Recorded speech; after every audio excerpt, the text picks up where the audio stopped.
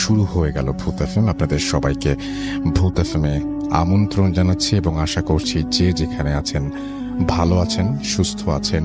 এবং আজকের ভূত এফএম শুরু করতে চাই একটা আমরা ইমেল দিয়ে, যে ইমেলটি আপনাদেরই পাঠানো ইমেল, এবং সেটা আমি যিনি পাঠিয়েছেন তার মতো করেই পড়ে শোনাতে চাই। চলুন শুনে আসি আমাদের আজকের প্রথম ঘটনা। আসসালামু আলাইকুম প্রিয় রাসেল ভাই, আশা করি ভালোই আছেন আর আপনি সর্বদা আল্লাহর রহমতে ভালোর দলেই থাকেন। আমি জোবায়েদ হোসাইন ইতালির মিলান সিটি থেকে লিখছি। আমি এখানে একটি মিনি মার্কেট চালাই। কর্মসুবাদে আমার মিনি মার্কেটটি যে অ্যাপার্টমেন্টে রয়েছে তার ওপরে লোকদের সাথে স্বাভাবিকভাবেই বেশ ভালো রিলেশন। আমি সরাসরি ঘটনায় চলে যাচ্ছি। আমাদের মিনি মার্কেটের ওপর তলায় আমার এক ক্লায়েন্ট রয়েছে, যিনি একটা অন্য দেশের নাগরিক, ইকুয়েডরের নাগরিক, এবং তার নাম জুলিও। এমনিতে ও রাতে জব করত জানতাম, তবে কোথায় কি জব করত অত বিস্তারিত জানতাম না। ওর ডিউটি ছিল খুবই দীর্ঘ, প্রতিদিন সন্ধ্যা 7টা থেকে কিংবা 8টায় যেত আর ফিরত পরের দিন দুপুর 12টায় কিংবা 1টায়। ও কাজে যাবার সময় আমার মিনি মার্কেট থেকে কোমল পানীয়, জুস কিংবা অন্য সফট ড্রিঙ্কস কিনে নিয়ে যেত। গত সপ্তাহে একদিন কাজ থেকে ফিরে জুস কিনে বাসায় ফেরার সময় ওর সাথে থাকা ব্যাগটি আমার ক্যাশের সামনে ভুল করে রেখে যায়। পরবর্তীতে আমি ব্যাগটি পেয়ে একপাশে রেখে দিই। আমি ভেবেছি হয়তো অন্য কেউ রেখে গেছে, পরে হয়তো নিতে আসবে। তবে ব্যাগটি পাশে রাখার সময় আমি ব্যাগটি একবার খুলে দেখি এর মধ্যে কি আছে, কোনো আইডেন্টিফিকেশন বা আইডেন্টিফাই করার মতো কোনো কিছু আছে কিনা, বা অবৈধ কিছু কেউ রেখে গেল কিনা। এসব ভেবে খুলে দেখি জামা কাপড় আর একটা তসবির মতো, ঠিক তসবি না, হিন্দুদের পৈতার মতো ক্রস চিহ্নের লোহার একটা বস্তু। আমি ভাবলাম হয়তো হবে কোনো খ্রিস্টান ধর্মের অনুসারী, হয়তো সে এগুলো দিয়ে তার ধর্মের চর্চা করে। ঠিক 2 দিন পর ওই ইকুয়েডরের লোকটি সকালে আমার দোকানে আসে কিছু কেনার জন্য। তখন আমার ক্যাশের পেছনে ব্যাগটি দেখতে পেয়ে বলে যে ব্যাগটি আমি এখান থেকে এখানে ফেলে গেছি, অথচ বাসায় খুঁজে অস্থির, গতকাল কাজেও যেতে পারিনি এর জন্য। আমি বললাম, ব্যাগ ছাড়া কাজে যেতে সমস্যা কি?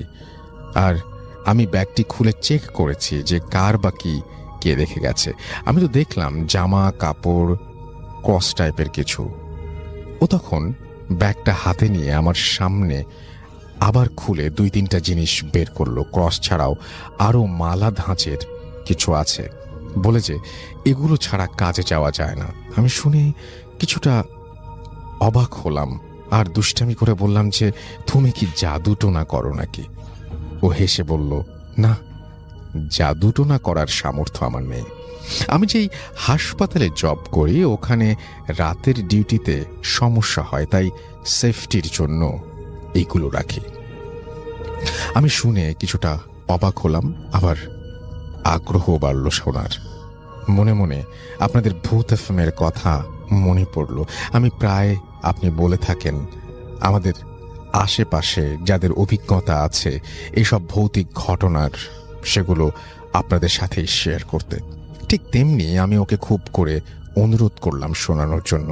ও প্রথমে বলে যে প্রাইভেসির জন্য এসব ঘটনা বাইরে বলা নিষেধ। ওদের যে ডিরেক্টর তিনি এগুলো বাইরে প্রকাশ করতে বারণ করেছেন। আমিও নাছোড়বান্দা, খুব খুব করে অনুরোধ করায় ভালো সম্পর্ক থাকার কারণে আমাকে বলতে রাজি হলো। আমি মূল ঘটনায় যাচ্ছি। এটি মিলানের বেরগামো শহরের একটি হাসপাতাল। আপনি স্থানটি উল্লেখ করবেন না অনুগ্রহ করে। আমি করে ফেলেছি কারণ আপনি আগে লিখেছেন, এই কথাটা আগে লিখতে হবে যে এটা উল্লেখ করা যাবে না, তাহলে পরের অংশটুকু উল্লেখ করতাম না। ওর ভাষ্যমতে ওই হাসপাতালে সাধারণত যারা কোমায় চলে যায় কিংবা মৃত্যুর দিনক্ষণ সন্নিকটে এসেছে, অর্থাৎ যারা ডাক্তারের চিকিৎসায় নিয়ন্ত্রণের বাইরে চলে যায়, তাদের জন্যই ব্যবস্থা। জুলিও আমায় বলল যে প্রথম প্রথম বেশ কিছুদিন কাজ খুঁজেছি, কিন্তু আমার জন্য দুষ্কর হয়ে যায়।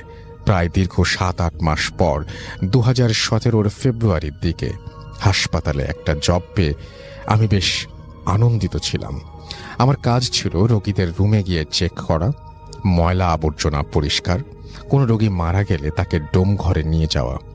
আমি শুনেছিলাম যে আমার স্থানে যে কাজ করত তাকে বহিষ্কার করা হয়েছে, তবে কি কারণে হয়েছে জানতাম না। চাকরির প্রথম 2 সপ্তাহ আমার দিনের ডিউটি ছিল, তৃতীয় সপ্তাহ থেকে আমার রাতে ডিউটি পড়ে। আমার এক কলিগ রাতে আমায় বলল যে, প্রিয় লিসেনার্স, এই এপিসোডে আপনারা শুনবেন গ্রামের ভয়ঙ্কর ঘটনাগুলো। এছাড়াও আরো অনেক ঘটনা শুনতে পাবেন। শুধুমাত্র বাছাইকৃত ভয়ঙ্কর ঘটনাগুলো দিয়ে সাজানো হয়েছে আজকের এপিসোড। আপনারা যারা বাছাই করা ঘটনাগুলো শুনতে চান তারা অবশ্যই এই চ্যানেলটি সাবস্ক্রাইব করে পাশে থাকুন। আর ইতিমধ্যে যারা সাবস্ক্রাইব করেছেন তাদেরকে জানাই অসংখ্য ধন্যবাদ। এই চ্যানেলে অসংখ্য ঘটনা পাবলিশ করা আছে, আপনারা চাইলে সেই ঘটনাগুলো শুনে আসতে পারেন। আমরা প্রতিদিন রাত 10টায় এই চ্যানেলে নতুন নতুন ঘটনা পাবলিশ করি। তো চলুন আজকের ভিডিওতে যে ঘটনাগুলো শেয়ার করেছি প্রথম থেকে শেষ পর্যন্ত শুনে আসি।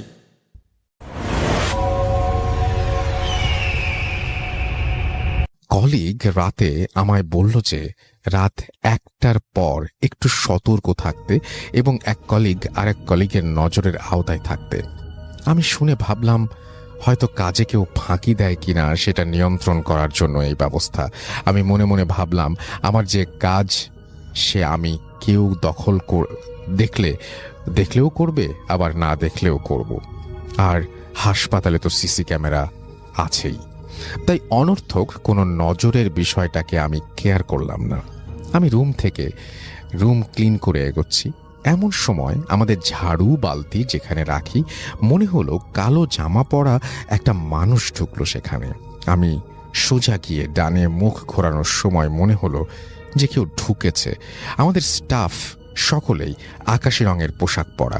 আমি ভাবলাম যে আবছা আলোতে রাতে আকাশি রঙের পোশাক আমার কাছে কালো লেগেছে, তাই অতটা চিন্তিত ছিলাম না। আমি বাকি কাজ করতে করতে ওই রুমে প্রবেশ করলাম। হয়তো আমার ধারণা ছিল আমার কোনো কলিগকে দেখতে পাবো। আমি দরজা খুলে লাইট সুইচ টিপলাম, কিন্তু আলো জ্বলে না। কিন্তু করিডোরের আলোতে কিছুটা দেখা যায় ভেতরে, অনুমান করার মতো আলো।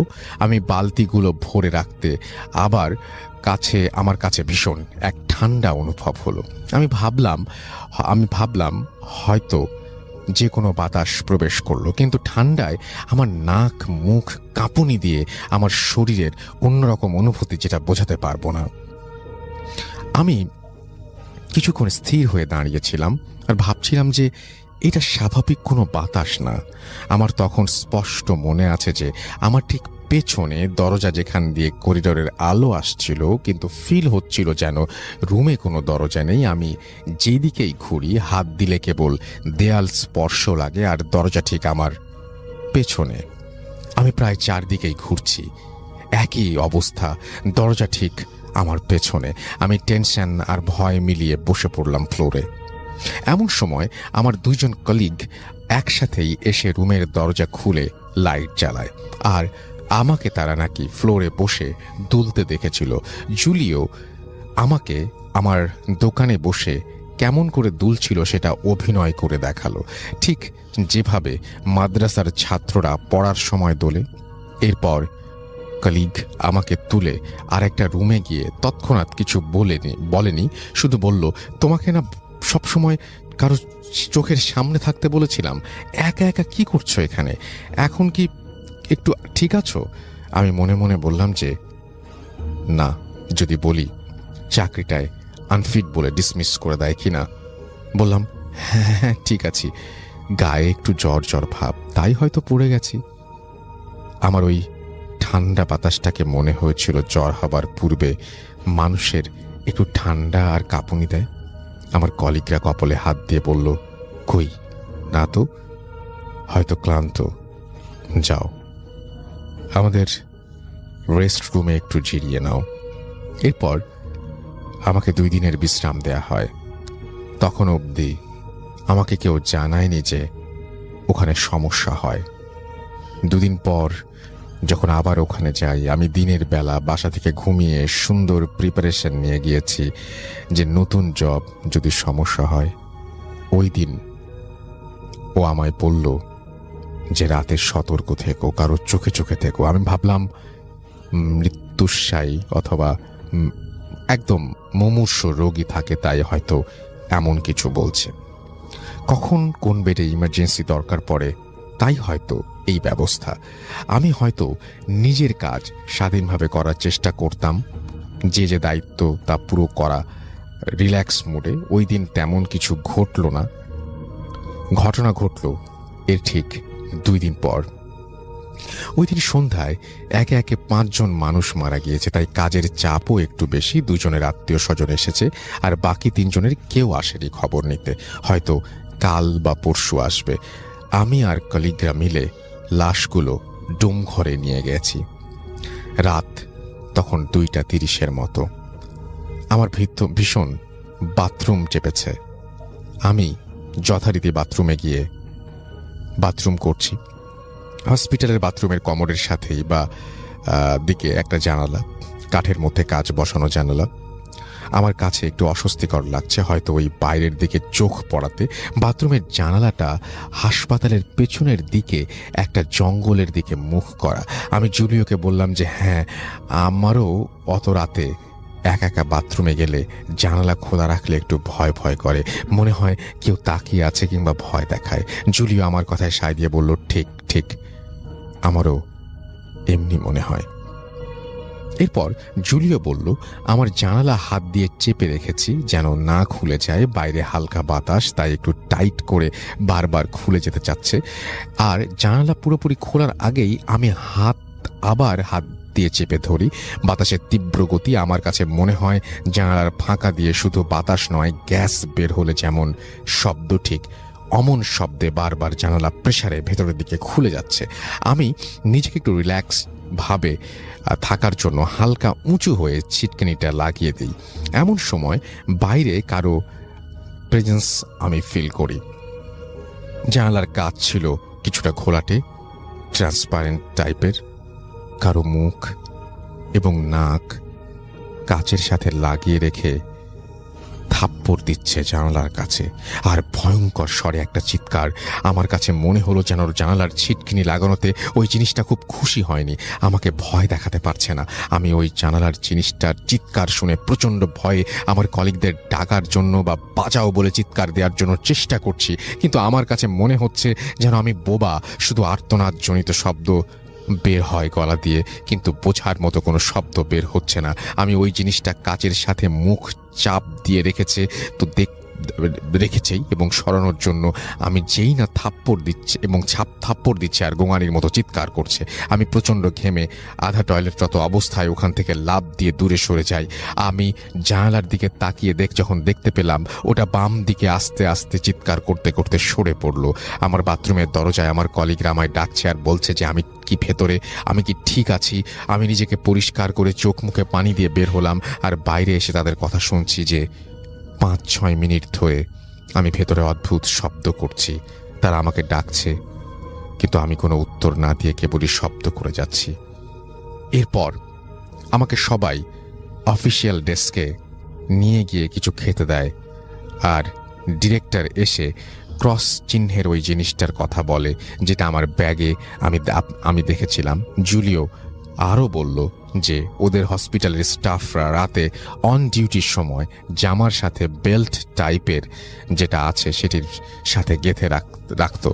আমাদের রুল দেয়া আছে যে কোনো নার্স কিংবা ডাক্তার যদি কোনো কমান্ড দেয়, বিশেষ করে রাতের বেলায়, তাদের সাথে ক্রস থাকতে হবে কিংবা তসবির মতো থাকতে হবে, আবার হলি ওয়াটার থাকতে হবে, ওদের প্রচলিত পবিত্র পানি যেটি, এবং সেটি ছিটানো রোজকার দৃশ্য। এখন থেকে ওখানে জোড়ায় জোড়ায় কাজ করতে হয়, এমনকি বাথরুমে গেলে দরজা হালকা খুলে রেখে তার গেইটে তার কলিগদের দাঁড়িয়ে থাকবে। এভাবেই চলছে। বেশ কয়েকবার এই নিয়ে লেখালেখি হয়েছে। আমাদের পুরাতন হাসপাতালটি বন্ধ ঘোষণা করে নতুন একটি খুলেছে, কিন্তু এখানেও সেই একই সমস্যা।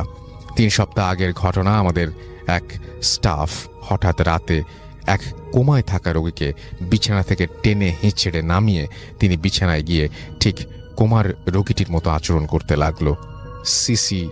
টিভির ফুটেজে দেখে পরে তৎক্ষণাৎ তাকে উদ্ধার করা হয়। এই অবস্থার মধ্যে দিয়ে যাচ্ছে।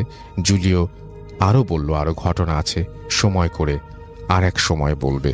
এই ছিল ঘটনা, হয়তো সাজিয়ে লিখতে পাননি। যাই হোক, ঘটনাটি আপনি লিখেছেন সেজন্য আপনাকে অসংখ্য অসংখ্য অসংখ্য ধন্যবাদ।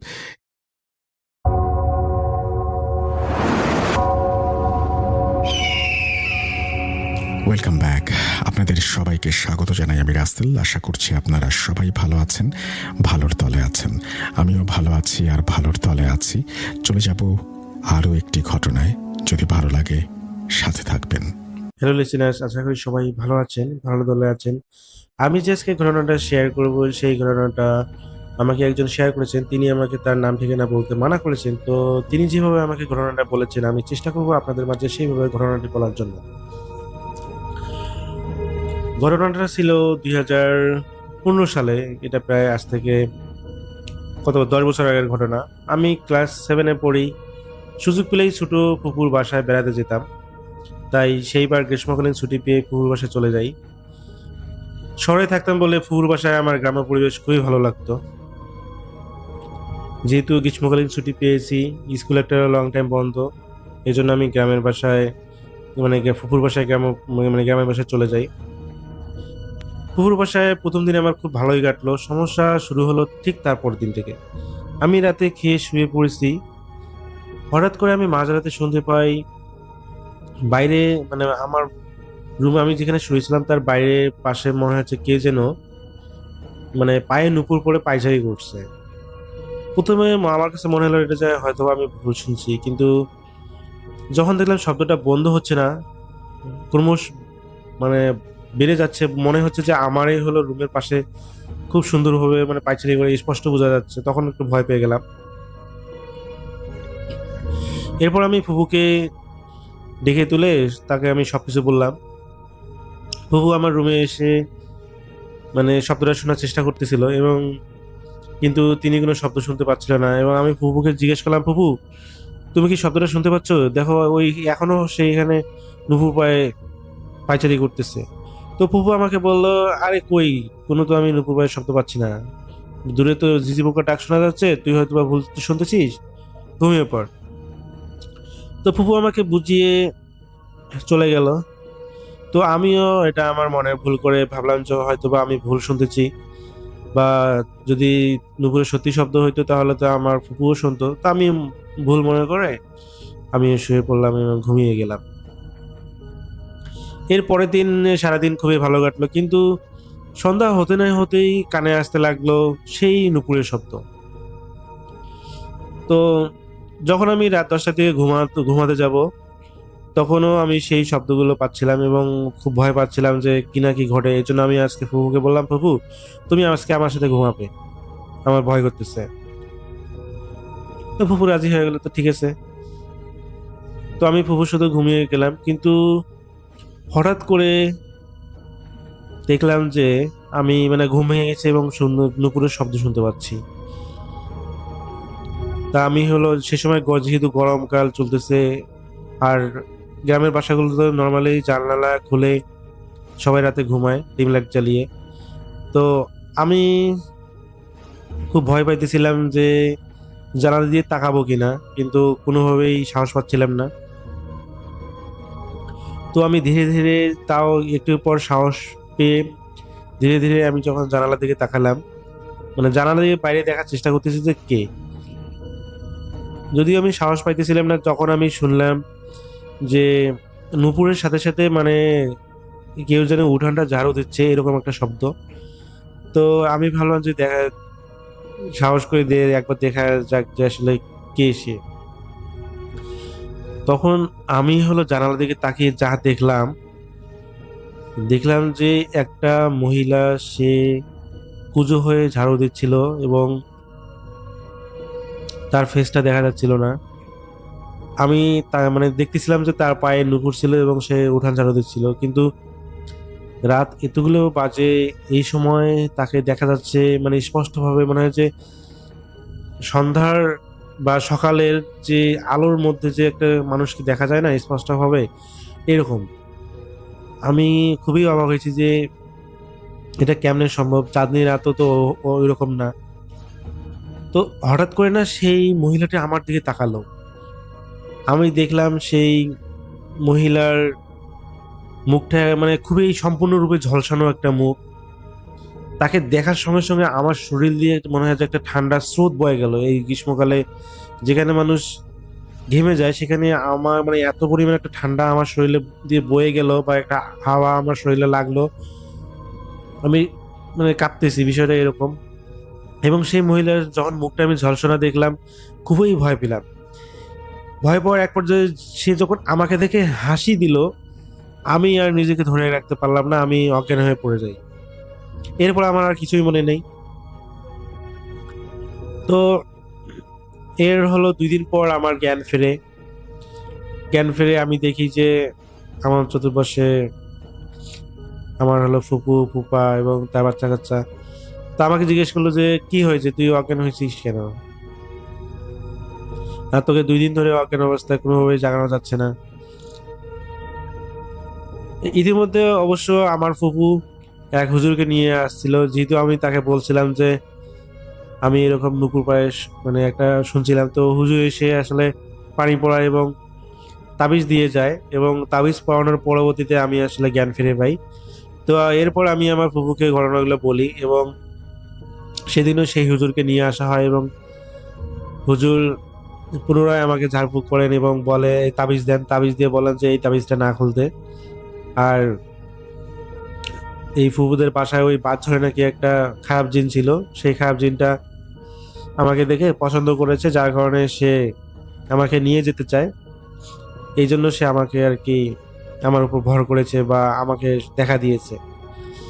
তো এরপরে আমি হলো শহরে চলে যাই, এবং শহরে যাওয়ার পর অনেকদিন পর ভুলে যাই। মানে অনেকদিন হয়ে যাওয়ার পর আমি এই বিষয় গ্রামের বিষয়গুলো ভুলে যাই। এরপর একদিন আমি তাবিজটা খুলে ফেলে দেই। যেহেতু আমি শহরে বড় হয়েছি, এগুলো ভূত প্রেত তেমন বিশ্বাস করতাম না। খুলে দেওয়ার ঠিক কয়েকদিন পরে সমস্যা শুরু হয়। সমস্যা ওইভাবে মানে প্রকট সমস্যা না, কিন্তু আমি আসলে ওই যে গ্রামের যে নুপুর পায়ে মানে পায়চারি করা, তারপর ঝাড়ু দেওয়া, এই যে শব্দগুলো, আমি না এগুলো শহরে আমি যখন থাকতাম তখন এই শব্দগুলো শুনতে পারতাম, কিন্তু আসলে সে আমার কখনো সামনে আসেনি। তো এইভাবে অনেকদিন চলছিল, পরে একসময় গিয়ে ঠিক হয়ে যায়, পরে আর সমস্যাগুলো তৈরি হয়নি। তো এই ছিল আমার ঘটনা। আমি জানি না আমি ঘটনাটি কতটুকু গুছিয়ে বলতে পেরেছি। তো যিনি আমাকে শেয়ার করেছেন, আমি তার মতো করে আপনাদেরকে বলার চেষ্টা করেছি। যদি ভালো লাগে থাকে অবশ্যই চ্যানেলটি সাবস্ক্রাইব করে সাথে থাকবেন। ধন্যবাদ সবাইকে।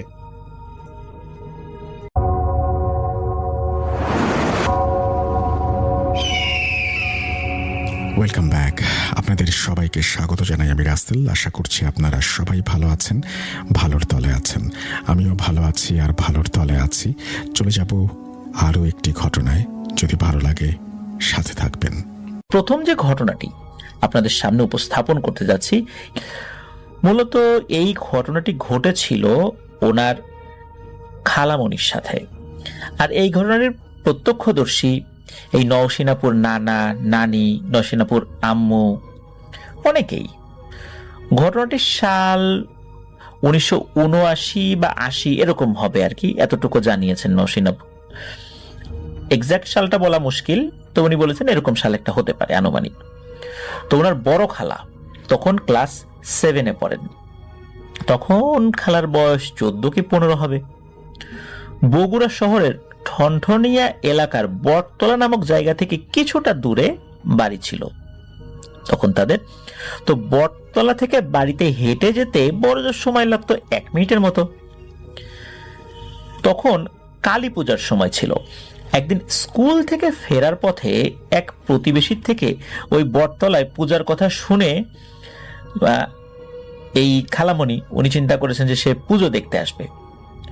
তো উনি কোন রকম খাওয়া দাওয়া বাড়ি থেকে করেই পুজোর আয়োজন দেখতে যাওয়ার জন্য তার মায়ের কাছে বায়না ধরে। এখন মেয়ে যাবে ওখানে, এই নওশিনাপুর নানুই একটু চিন্তা করছিলেন আর কি। তো যাই হোক, খুব করে বায়না ধরেছে। যদিও নিষেধ করেছিলেন যেতে, যে না এভাবে একা একা যাওয়ার দরকার নাই, কিন্তু খালা কোনো কথা না শুনে চলে যান ওই পূজার আয়োজন দেখতে। তো পূজা দেখে সেদিন বিকেল বেলা উনি অল্প সময় নিয়েছিলেন, বেশিক্ষণ সময় নেন নাই, গিয়েছেন আবার ঠিকঠাক মতো বাড়িতে চলেও এসেছেন। কিন্তু এই খালামণি যখন বাড়িতে আসেন তখন এই নওশীন আপুর নানি খেয়াল করেন যে এই খালামণি উনি একটু খুঁড়িয়ে খুঁড়িয়ে হাঁটছেন। তখন নানি জিজ্ঞেস করেন যে কি ব্যাপার, তুই খোঁড়াচ্ছিস কেন? এই খালামণির নাম ছিল হচ্ছে গিনি। তো ওইভাবে বলেন যে কিরে গিনি, তুই এভাবে খুঁড়িয়ে হাঁটছিস কেন? তো এই গিনি খালামণি উত্তরে নানিকে বলেছিলেন, তেমন কিছু না মা, ওই পূজার মেলাতে গিয়ে কি যেন একটার সাথে ধাক্কা খাইলাম, কিসের সাথে যে ধাক্কা খাইলাম নিজেও বুঝতে পারলাম না, ভালো করে দেখলাম না। এরপরে আমার পায়ের এই বৃদ্ধাঙ্গুলিতে দেখলাম আঘাত লেগেছে, ভালো করে হাঁটতে পারছি না, পায়ে খুব ব্যথা, এই জন্য খোঁড়াচ্ছি। তো নানি বলবেন যে আচ্ছা ঠিক আছে, এইভাবে হাঁটাহাঁটি করিস না, একটু দেখে শুনে হাঁটাহাঁটি করবি। জাস্ট এতটুকুই, মানে এটা খুব যে একটা গুরুতর কোনো বিষয় এইভাবে কেউ চিন্তাও করেন নাই। পরের দিন পায়ের ব্যথায় এই গিনি খালামণির জ্বর চলে আসে। কয়েকদিনের মধ্যে অবশ্য সেই জ্বর ভালোও হয়ে যায়। ঘটনাটির শুরুটা কিন্তু আমরা এতক্ষণ বললাম, এবার আসেন ঘটনাটির কেন্দ্রে চলে যাই। এই পায়ের ব্যথায় জ্বরের কারণে 1-2 দিন স্কুল কামাই হলেও পা ব্যথা কমে গেলে আবার উনি স্কুলে যাওয়া শুরু করেন। তখনও কিন্তু পায়ের অবস্থা গুরুতর ছিল না। তো যেদিন উনি স্কুলে গিয়েছেন, তার একজন বান্ধবী দুষ্টুমি করে তাকে হালকা ধাক্কা দিয়েছে। তো পায়ে আগের থেকেই তো একটু ব্যথা ছিল, যার ফলশ্রুতিতে ওই ধাক্কা খেয়ে উনি পড়ে যান, এবং পড়ে যাওয়ার পর আবার ওই ক্ষতযুক্ত বৃদ্ধাঙ্গুলিতেই উনি আবার ব্যথা পেয়েছেন। এখন কিন্তু বাড়ির কোনো ওষুধে আর কাজ হচ্ছে না, ডাক্তারের শরণাপন্ন হতে হলো। ডাক্তার কিছু ওষুধ দিলেও পায়ের আঙ্গুলের অবস্থা ক্রমশই খারাপ হতে লাগলো। একাধারে অনেক ডাক্তার দেখানো হলো, কিন্তু কোনো কিছুতেই কোনো কাজ হচ্ছিল না। এই অবস্থা চলতে চলতে কিছুদিন পর হঠাৎ একদিন গিনি খালামণি স্বপ্ন দেখলেন। স্বপ্নটা ছিল এমন, বিশাল দেহী একজন মহিলা, দেখতে খুবই বিদঘুটে রকমের, কালো, কপালে একটা লাল টিপ, পরনে ছিল কালো শাড়ি, এই শাড়ির আবার ছিল লাল পাড়, চুলগুলো ছেড়ে দিয়ে ওই যে বটতলা যেখানে পূজা হয়েছিল ওই বটতলার ওই বট গাছের উপরে একটা ডালে বসে আছে। আর সেই অবয়বটি রাগান্বিত স্বরে চিৎকার করতে করতে এই গিনি খালামণিকে বলছেন, কিরে পাপি, চিনতে পারছিস আমাকে? আমি সেই যার চুলের সঙ্গে ধাক্কা লেগেই আজ তোর এই অবস্থা। আমার চুলে পা দিয়ে কাজটা তুই ভালো করিস নাই, তোকে শাস্তি পোহাতে হবে, আমি তোকে ছাড়বো না। আর এর শাস্তি কি জানিস? এর শাস্তি হলো মৃত্যু। তোকে আমি নিয়েই যাব, তোকে আমি বলি দেব। এই বলে ওই মূর্তিটি হা হা করে অট্ট হাসিতে ফেটে পড়ল। খালামণি তো ঘুমের ঘরে জিনিসটা দেখে চোখ খুলে উনি দেখেন যে উনি তার বিছানাতেই আছেন, তার সারা শরীর ঘেমে একদম শেষ, মনে হচ্ছে ঘেমে গোসল হয়ে গেছে একদম। তো এই স্বপ্নটা উনি দুঃস্বপ্ন ভেবেই উড়িয়ে দিলেন। পরের দিন সকালে ওই স্বপ্ন সম্পর্কে এই গিনি খালামণি নানিকে জানান ব্যাপারটা। স্বপ্নটা দেখার পর থেকেই মূলত এই পরিবারে এক কালো অধ্যায়ের সূচনা হয়। কেন জানি ধীরে ধীরে খালামণি বদলে যেতে লাগলেন। উনি কোনো কিছু খেতে পারতেন না, খেতে গেলেই খাবারের উপরে নাকি এক ভয়ানক মহিলার মুখাবয়ব দেখতে পেতেন, আর শুনতে পেতেন একটা শব্দ, মৃত্যু মৃত্যু মৃত্যু, এরকম শব্দ শুনতে পেতেন। একটাই শব্দ বারবার উনি শুনতে পেতেন, আর উনি সেই মহিলার মুখটাই দেখতে পেতেন যাকে স্বপ্নে দেখেছিলেন, বটতলার সেই বট গাছের উপরে বসেছিল। আর ওই খাবার খেতে বসলে শুধু যে ওই মৃত্যু মৃত্যু শব্দটাই শুনতেন বিষয়টা এমন নয়, সেই শব্দের পরে এক অট্ট হাসিও শুনতে পেতেন, যেটা অন্য কেউ শুনতে পেত না। এই কারণে মূলত উনি খাবার খেতে পারতেন না। এদিকে কি হয়, ওনার যেই পায়ের আঙ্গুলে আঘাত লেগেছিল ওই আঙ্গুলে ঘায়ের সৃষ্টি হয় এবং ঘা বাড়তে বাড়তে আস্তে আস্তে হাঁটু পর্যন্ত চলে আসে। তো এগুলো দেখে আশেপাশের মানুষ এই নওশিন আপুর নানিকে বলেন যে মেয়ের তো বাতাস লাগছে, ভালো কবিরাজ দেখাও গিনির মা। এদিকে নানিও কিন্তু সেই অনুযায়ী কবিরাজের খোঁজ করতে থাকেন। প্রথম দিন একজন কবিরাজ এসে খালামণিকে দেখেন। তো কবিরাজ যেই না খালামণির বাম হাতের কনিষ্ঠ আঙ্গুল ধরে তখনই খালামণির ভয়েস চেঞ্জ হতে থাকে। ওনার উপর সেই পিশাচটা ভর করে আর ভয়ঙ্কর শব্দে কথা বলা শুরু করে। কবিরাজ বলে, এই কে তুই? কোথা থেকে ধরেছিস সেই মেয়েকে? আর কি জন্য ধরেছিস? ওর অপরাধ কি? খালামণির গলায় সেই পিশাচ বলে ওঠে, আমি বটতলার ওই বট গাছে থাকি। কালী পূজার দিন আমার পূজার স্থানে আমি যাব, আমি স্নান করে সবেমাত্র চুল বিছিয়েছি আর এই মেয়ে এসে আমার চুলে পা দিয়েছে। তাই আমি রাগে আমার চুল দিয়েই ওকে ধাক্কা দেই আর ও পড়ে যায়। ওর শাস্তি কিন্তু এখনো হয় নাই, শাস্তি কেবল শুরু, আর ওর শাস্তি হলো মৃত্যু। এই কথা বলার পর খালামণির ভিতরে থাকা ওই পিশাচ রাগে গজগজ করতে থাকে, এক ধরনের ভয়ঙ্কর শব্দ করতে থাকে। খালামণিকে দেখা শেষে ওই কবিরাজ বাড়ির সকলকে বলেন, আপনাদের মেয়েকে খুবই ভয়ঙ্কর এক পিশাচিনী ধরেছে। এই পিশাচিনী কালী সাধক, ও ভয়ঙ্কর ব্ল্যাক ম্যাজিক জানে। আমি আপাতত কিছু পানি পড়া দিচ্ছি আর তার সঙ্গে কিছু পড়া তেল দিচ্ছি, যেটা ওর সমস্ত শরীরে বিশেষ করে পায়ের অংশে লাগাবেন, আর পানি পড়া দিয়ে 7 দিন গোসল করাবেন। আমি আপাতত বাড়ি বন্ধ করে যাচ্ছি, 7 দিন পর আমি আবার আসব। তো 7 দিন কিন্তু গিনি খালামণি ভালোই ছিলেন। 7 দিন পর আবার আগের মতো উনি অসুস্থ হয়ে যান, বাড়ির কাউকে সহ্য করতে পারেন না। এদিকে এই নওশিনাপুর আম্মুকে উদ্ভট সমস্ত নামে ডাকা শুরু করে, মানে এই শব্দগুলোর সাথে ওনারা পরিচিত না, অদ্ভুত রকমের শব্দ। এদিকে 7 দিন যায়, 15 দিন যায়, ওই যে কবিরাজের আসার কথা 7 দিন পরে, ওই কবিরাজ আর আসে না। কবিরাজকে একটা সময় খবর দেয়া হয়। খবর দেওয়ার পর ওই কবিরাজ জানায় যে এই গিনি নামের মেয়েটাকে উনি আর চিকিৎসা করতে পারবেন না। কেন পারবেন না সেটা জানতে চাইলে উনি কিছু বলেন না। এভাবেই অতিবাহিত হয়ে যাচ্ছিল তাদের দুর্বিষহ জীবন। দিনের পর দিন অনেক কবিরাজ আসে, কেউ পানি পড়া, কেউ তেল পড়া, আবার কেউ তাবিজ দিয়ে যেত। কত শতবার যে ওই বাড়িটা বন্ধ করা হয়েছে, কিন্তু খালামণি পরিপূর্ণভাবে আর ভালো থাকতো না। কয়েকদিন ভালো থাকতো, এরপর আবার সেই আগের মতোই অবস্থা। খালামণির স্কুলে যাওয়া বন্ধ হয়ে যায়। একদিন নাটোর থেকে এক কবিরাজ আসে, উনি আয়না পরানো জানতেন। এই কবিরাজ খালামণিকে আয়নার দিকে তাকাতে বললেন আর বললেন যে, গিনি, এই আয়নায় তুমি কি কিছু দেখতে পাচ্ছ? সবাইকে অবাক করে দিয়ে গিনি খালামণি বলতে লাগলেন, হ্যাঁ, আমি দেখতে পাচ্ছি। আমি দেখতে পাচ্ছি একটা কবর, আর কবরের পাশে একটা নাম ফলক আছে, সেখানে আমার নাম লেখা গিনি। কবিরাজ আবার বললেন, দেখো তো মামনি, আবার কি দেখতে পাও? গিনি খালামণি আবার সেই একই উত্তর দিল যে একটা কবর, সেই কবরে একটা নাম ফলক, নাম ফলকে আমার নাম লেখা গিনি। তৃতীয়বার কবিরাজ আবার বললেন যে, দেখো তো মামনি, আবার কি দেখতে পাও? তখন খালামণি বলল, না, এখন তো আর কিছুই দেখতে পাচ্ছি না। কবিরাজের মুখ একদম ফ্যাকাশে হয়ে গেল, খুব চিন্তিত হয়ে পড়লেন।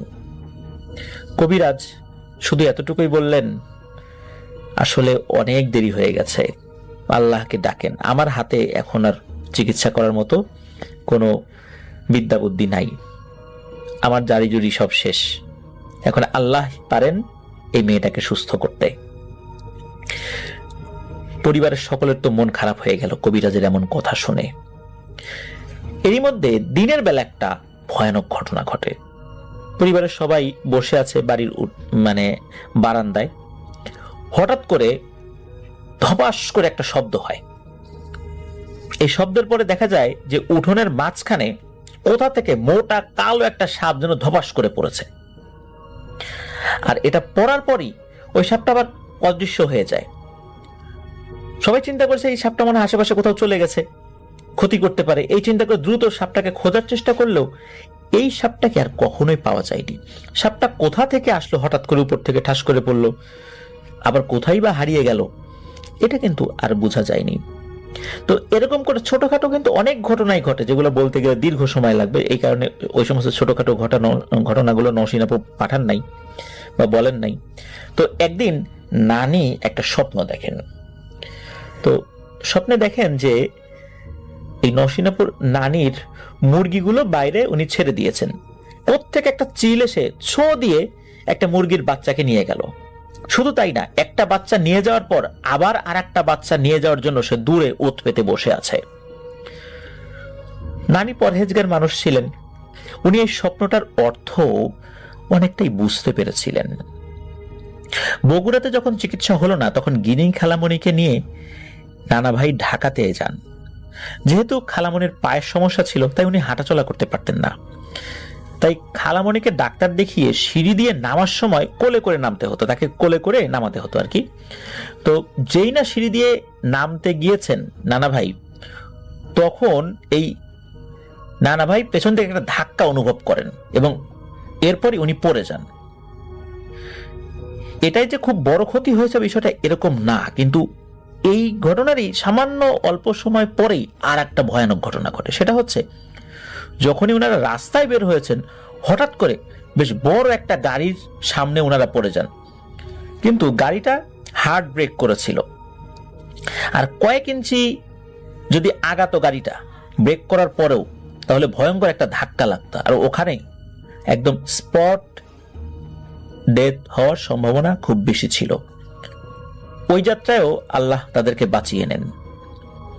অন্যদিকে এইবার ঢাকার ওই যে ডাক্তারকে দেখাতে এসেছিলেন, ডাক্তার পরবর্তীতে জানিয়ে দেন যে এই মেয়ের চিকিৎসা উনি করতে পারবেন না। কেন করতে পারবেন না? এটা কেমন কথা? অনেক অনুরোধ করার পরেও ডাক্তার এই মেয়েটার কোনো চিকিৎসা করবে না বলে জানিয়ে দেন। ডাক্তার বলেন যে যেই দিন ওই মেয়েটাকে উনি দেখেছেন, ওই রাত্রেই একটা ভয়ানক স্বপ্নেও উনি দেখেন। স্বপ্নের মধ্যে উনি দেখেন খুবই রাগান্বিত একজন ভয়ানক মহিলা, কালো কুচকুচে চেহারা।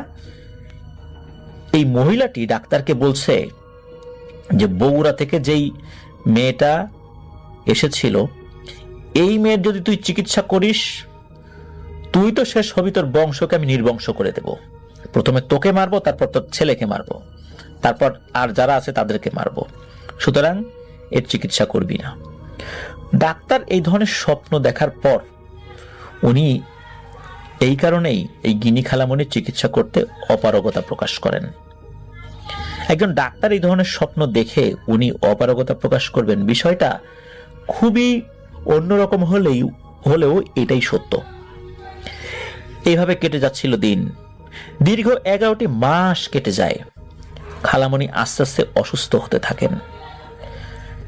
ধীরে ধীরে উনি একদম বিছানা থেকেই আর উঠতে পারেন না, একদম শয্যাশায়ী হয়ে যান। প্রায় 1 বছরের কাছাকাছি হয়ে যাচ্ছে। কালী পূজার মানে পরবর্তী কালী পূজার 6 থেকে 7 দিন আগে গিনি খালামণির অবস্থা আরো খারাপ হয়ে যায়। গিনি খালামণি ঘরের আশেপাশে ভয়ঙ্কর ভয়ঙ্কর কালো রঙের সাপ দেখতে পেতেন, যে সাপটা অন্য কেউ দেখতে পেত না। সাপ দেখার পর চিৎকার করতেন, সাপ সাপ সাপ। আশেপাশের লোকজন চলে আসতো, কিন্তু অন্য কেউ সাপ দেখতে পেত না। আর এদিকে উনি তো খেতেও পারতেন না। খেতে না পেরে আস্তে আস্তে তার শরীর শুকিয়ে একদম জীবন্ত কঙ্কালের মতো হয়ে যায়। এর মাঝে চলে আসছে কুরবানির ঈদ। কুরবানি ঈদের আর মাত্র 2 দিন বাকি।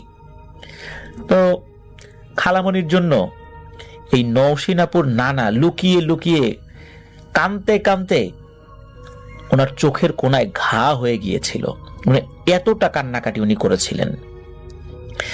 নানার কান্না করা দেখে এই গিনি খালামণি বলতে লাগলেন, আব্বা আর মাত্র 2 দিন, 2 দিন পর সব ঠিক হয়ে যাবে, কান্না করেন না। ঈদের 2 দিন আগেই ছিল কালী পূজা।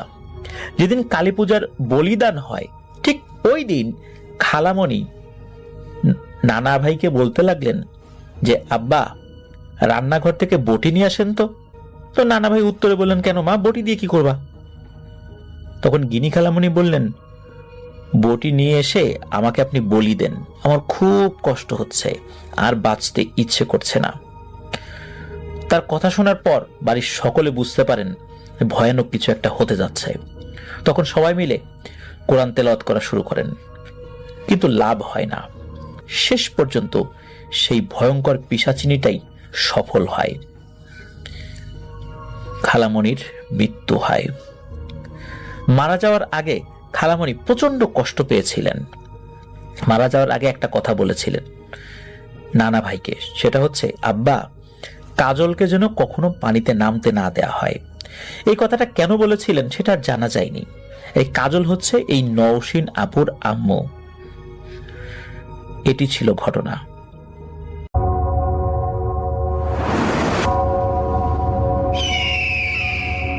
Welcome back. আপনাদের সবাইকে স্বাগত জানাই আমি রাসেল। আশা করছি আপনারা সবাই ভালো আছেন, ভালোর তলে আছেন। আমিও ভালো আছি আর ভালোর তলে আছি। চলে যাব আরও একটি ঘটনায়। যদি ভালো লাগে সাথে থাকবেন। আসসালামু আলাইকুম, আমি শাওন। আজকে আমি আপনাদের সাথে যে ঘটনাটি শেয়ার করব, এই ঘটনাটি আমাদের পাঠিয়েছেন মানিকগঞ্জের হরিরামপুর থেকে মারুফ ভাই। মারুফ ভাই আমাদের যে ঘটনাটি পাঠিয়েছেন, এই ঘটনাটি সে সময়কার যখন বাংলাদেশের বেশিরভাগ গ্রামেই কোনো বিদ্যুৎ ছিল না। এই ঘটনাটির সময়কাল 1965 বা তার কিছু আগের। এই ঘটনাটি মারুফ ভাই শুনেছেন তার নানির কাছ থেকে। আমরা সরাসরি মারুফ ভাইয়ের এই ঘটনায় চলে যাই। মারুফ ভাইয়ের নানির এলাকা ছিল এই হরিরামপুরেরই একটি গ্রামে। সেই গ্রামের অর্ধেক বর্তমানে নদীতে বিলীন হয়ে গেছে, আর বাকি অর্ধেক বর্তমানেও কোনোভাবে টিকে আছে। এটা সে সময়কার ঘটনা যখন মারুফ ভাইয়ের নানির বাবার বয়স 40 কি 45 বছর এবং মারুফ ভাইয়ের নানির বয়স 15-16 বছর। মারুফ ভাই তার নানির বাবাকে বড় বাবা বলে ডাকেন। আমরা এখানে তাকে বড় বাবা বলে সম্বোধন করব। সে সময় মানুষের যাতায়াতের একটা প্রধান মাধ্যম ছিল নদীপথ। মারুফ ভাইয়ের নানির বাবা অর্থাৎ মারুফ ভাইয়ের বড় বাবা একবার চিন্তা করেন তার এক বন্ধু আছে ফরিদপুরে, তিনি তার সেই বন্ধুর সাথে দেখা করবেন। তার বড় বাবার বন্ধুর বাড়ি ছিল ফরিদপুরের কোন একটি গ্রামে, আমরা সেই গ্রামের নামটি উল্লেখ করব না। মারুফ ভাইয়ের বড় বাবা সেদিন খুব সকালবেলায় তার পরিচিত এক মাঝিকে নিয়ে রওনা হয়ে যান ফরিদপুরের সেই গ্রামের উদ্দেশ্যে। তার ইচ্ছা ছিল তিনি আজকেই আবার ব্যাক করে চলে আসবেন। যেই কথা সেই কাজ, তিনি খুব ভোরেই তার পরিচিত এক মাঝিকে নিয়ে রওনা হয়ে যান ফরিদপুরের সেই গ্রামের উদ্দেশ্যে। প্রায় দুপুর বেলার দিকে তিনি তার সেই বন্ধুর বাড়িতে উপস্থিত হন। সেই বন্ধু মারুফ ভাইয়ের এই বড় বাবাকে দেখে খুব খুশি হয়, তাকে খুবই আদর যত্নে তার বাড়িতে নিয়ে ওঠায়। মারুফ ভাইয়ের বড় বাবার আগমন উপলক্ষে তার সেই বন্ধুর বাড়িতে বিশাল আয়োজন শুরু হয়। সে বাড়ির সবাই খুব খুশি ছিল। তারা পিঠা বানানো শুরু করে। সে সময় বাসায় অতিথি আসলে লোকজন পিঠা বানাতো, এটা এক ধরনের হয়তো তাদের সংস্কৃতির অংশ ছিল। তো সে সময় মারুফ ভাইয়ের বড় বাবা তার বন্ধুর সাথে সারাটা দিন আড্ডা দিলেন, তারপর ঘুরে ফিরে দেখলেন, সেই পিঠা খেলেন। এভাবে প্রায় সন্ধ্যা হয়ে গেল। মারুফ ভাইয়ের বড় বাবার ইচ্ছা ছিল না সেদিন ব্যাক করার। এতদিন পর তিনি তার বন্ধুকে পেয়েছেন, তাই তিনি আজকে আর তার বাড়িতে যেতে যাচ্ছিলেন না। কিন্তু সমস্যা বাধে অন্য জায়গায়। সেটা হচ্ছে মারুফ ভাইয়ের বড় বাবা যে মাঝিকে নিয়ে এসেছেন, সেই মাঝির আজকেই ফিরে যেতে হবে তার বাড়িতে। কারণ তার বাড়িতে তার একমাত্র স্ত্রী, যিনি সন্তান সম্ভবা, এবং সেখানে তার দেখাশোনার জন্য কেউই নেই। তাই মাঝিকে আজকে রাতের মধ্যেই ফিরে যেতে হবে। তখন মারুফ ভাইয়ের বড় বাবা চিন্তা করলেন যে তিনি যেহেতু এই মাঝিকে নিয়ে এসেছেন, তাই তার দায়িত্ব তার সাথে ফিরে যাওয়া। তিনি কোনোভাবেই এই মাঝিকে একা ছাড়তে চাচ্ছিলেন না। তাই তিনি তার বন্ধুকে এবং বন্ধুর বাড়ির সবাইকে বোঝান যে তার আসলে এখন ফিরে যাওয়াটা উচিত। তখন বন্ধুর বাড়ির লোকজন মারুফ ভাইয়ের এই বড় বাবার সাথে কিছু পিঠা একটা বাক্সে প্যাকেট করে তার সাথে দিয়ে দেয় তার বাড়িতে নিয়ে যাওয়ার জন্য। মারুফ ভাইয়ের বড় বাবা খুব খুশি হন। তিনি সেই প্যাকেটটি নিয়ে দাঁড়িয়ে কথা বলছিলেন সেই বন্ধুর সাথে এবং বন্ধুর আত্মীয় স্বজন যারা ছিল সেখানে। তখন সে মাঝি বলে যে হুজুর, আমি তাহলে নৌকায় গিয়ে বসি, আপনি আসেন। এই কথা বলে সেই মাঝি চলে যায়। মারুফ ভাইয়ের বড় বাবা সেখানে অনেকক্ষণ কথাবার্তা বলেন। সেখানে আরেকটা ঘটনা ঘটছিল, অর্থাৎ মাঝির সাথে। মাঝি সেই নৌকায় ওঠার পর অনেকক্ষণ সে যখন অপেক্ষা করছিল, তখনও তিনি মারুফ ভাইয়ের সেই বড় বাবাকে দেখতে পাচ্ছিলেন না। তাই তিনি একটু পর পর ডাক দিচ্ছিলেন, ভাই ভাই কোথায় আপনি? এভাবে বেশ কয়েকটা ডাক দেওয়ার পর সেই মাঝি দেখে যে মারুফের সেই বড় বাবা হেঁটে আসছেন, অর্থাৎ নৌকার দিকে এগিয়ে আসছেন, এবং তার পিছে আরেকজন লোক হেঁটে হেঁটে আসছে। মাঝি কিছু বলেন না। মারুফ ভাইয়ের বড় বাবা সেই নৌকাতে ওঠান এবং তার সাথে সেই মাঝি লক্ষ্য করে সেই লোকটাও তার নৌকাতে উঠল। মাঝি মনে করে এটা হয়তো এই মারুফ ভাইয়ের এই বড় বাবার পরিচিত লোক, তাই তিনি আর কথা বলেন না। মারুফ ভাইয়ের বড় বাবা নৌকাতে ওঠার পর তিনি তার সাথে থাকা সেই পিঠার বাক্সটা রাখেন মাঝির খুব কাছাকাছি এবং তিনি মাঝির দিকে পিঠ দিয়ে বসেন। সেই লোকটাও মারুফ ভাইয়ের বড় বাবার পাশে বসেছিল। মাঝি সবকিছু দেখছিল, কিন্তু সে মারুফ ভাইয়ের সেই বড় বাবাকে জিজ্ঞেস করেনি যে আপনার সাথে কে। তিনি এটার প্রয়োজন বোধ করেননি। এভাবে তিনি নৌকা চালাচ্ছিলেন। আর 2টা বিল পরেই তাদের গ্রাম। সেই মাঝি এবং মারুফ ভাইয়ের এই বড় বাবা তারা নিজেদের মধ্যে কথা বলছিলেন, কিন্তু সেই অপরিচিত লোকটি কোনো কথাই বলছিল না। তাই এক পর্যায়ে মাঝি জিজ্ঞেস করেন সেই অপরিচিত লোকটিকে যে ভাই, আপনি তো কোনো কথাই বলছেন না, কোনো সমস্যা? এই কথা শোনার পর মারুফ ভাইয়ের বড় বাবা একটু অবাক হন। তিনি মাঝির দিকে ঘুরে তাকান এবং বলেন, কি বলিস? আমি তো তোর সাথে কথা বলছি, এতক্ষণ তো বকবক করলাম। তখন মাঝি বলে, আপনার কথা না, আপনার সাথে যে এসেছে তার কথা বলছি। মারুফ ভাইয়ের বড় বাবা বলেন, কি বলিস? আমার সাথে কে? নৌকাতে তো তুই আর আমি। তখন মাঝি বুঝতে পারে যে সে যা দেখছে সেটা স্বাভাবিক কোনো বস্তু না। সে যে দেখেছে যে সেই পাট থেকে মারুফের এই বড় বাবার সাথে এই লোকটা উঠে এসেছে, সেই সময় থেকেই তার বোঝা উচিত ছিল যে যা তার নৌকায় তা কোনো মানুষ না, এটা অন্য কিছু। তাই মাঝি সে সময় এই বিষয়ে আর কথা বাড়ান না, তিনি চুপ হয়ে যান। তিনি ভয়ে ভয়ে এবং দ্রুত নৌকা চালাবার চেষ্টা করছিলেন। এবং মারুফের বড় বাবা বেশ কয়েকবার জিজ্ঞেস করার পরও মাঝি আসলে কোনো কথা বলেনি।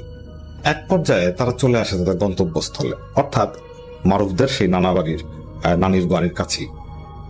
তখন মারুফ ভাইয়ের বড় বাবা যখন তার সেই পিঠার বাক্সটা হাতে করে ওঠালেন নেমে যাওয়ার উদ্দেশ্যে, তখন তিনি দেখলেন যে বাক্সটা খালি।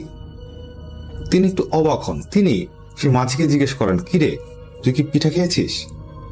তখন সেই মাঝি অবাক হয়ে যায়। সে বলে, না, আমি কোনো পিঠা খাইনি। কিন্তু মারুফের বড় বাবার বিশ্বাস হয় না। তিনি এটা চিন্তাই করে নেন যে এই মাঝি খেয়েছে এবং মিথ্যা বলছে। তাই তিনি একটু রাগ করেই সে নৌকা থেকে নেমে যান। মাঝি ধারণা করেছিল যে মারুফ ভাইয়ের এই বড় বাবা নেমে যাওয়ার সাথে সাথে তার সাথে যে এসেছিল সেও নেমে যাবে, কিন্তু তাকে অবাক করে দিয়ে সেই অশরীরীটা নৌকায় থেকে যায়। মাঝি ভয়ে কোনো শব্দ করতে পারছিল না। সে চিন্তা করতে থাকে যে তার বাসা এখান থেকে 5 মিনিটের দূরত্বে, অর্থাৎ তার বাসা যে জায়গায় সেই ঘাটে যেতে তার 5 মিনিট লাগবে। তখন সে মাঝি খুব দ্রুত তার নৌকাটা তার বাসার দিকে নিয়ে যায়। 5 মিনিটের ভেতরেই সে মাঝি চলে আসে তার বাসার ঘাটের কাছে। তখন সে মাঝি ধীরে ধীরে সেই নৌকাকে পারে বাঁধে এবং পেছনে ঘুরে তাকায় এবং সে দেখে সেই অপরিচিত লোকটা কোথাও নেই। মাঝি এই লোকটার চেহারা খুব ভালোভাবে দেখতে পারেনি।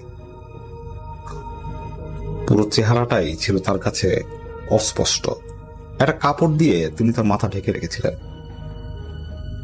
মাঝি আর কোনো কথা বলে না। সে বুঝতে পারে যে তার সাথে খারাপ কিছু ঘটেছে আজকে রাতে।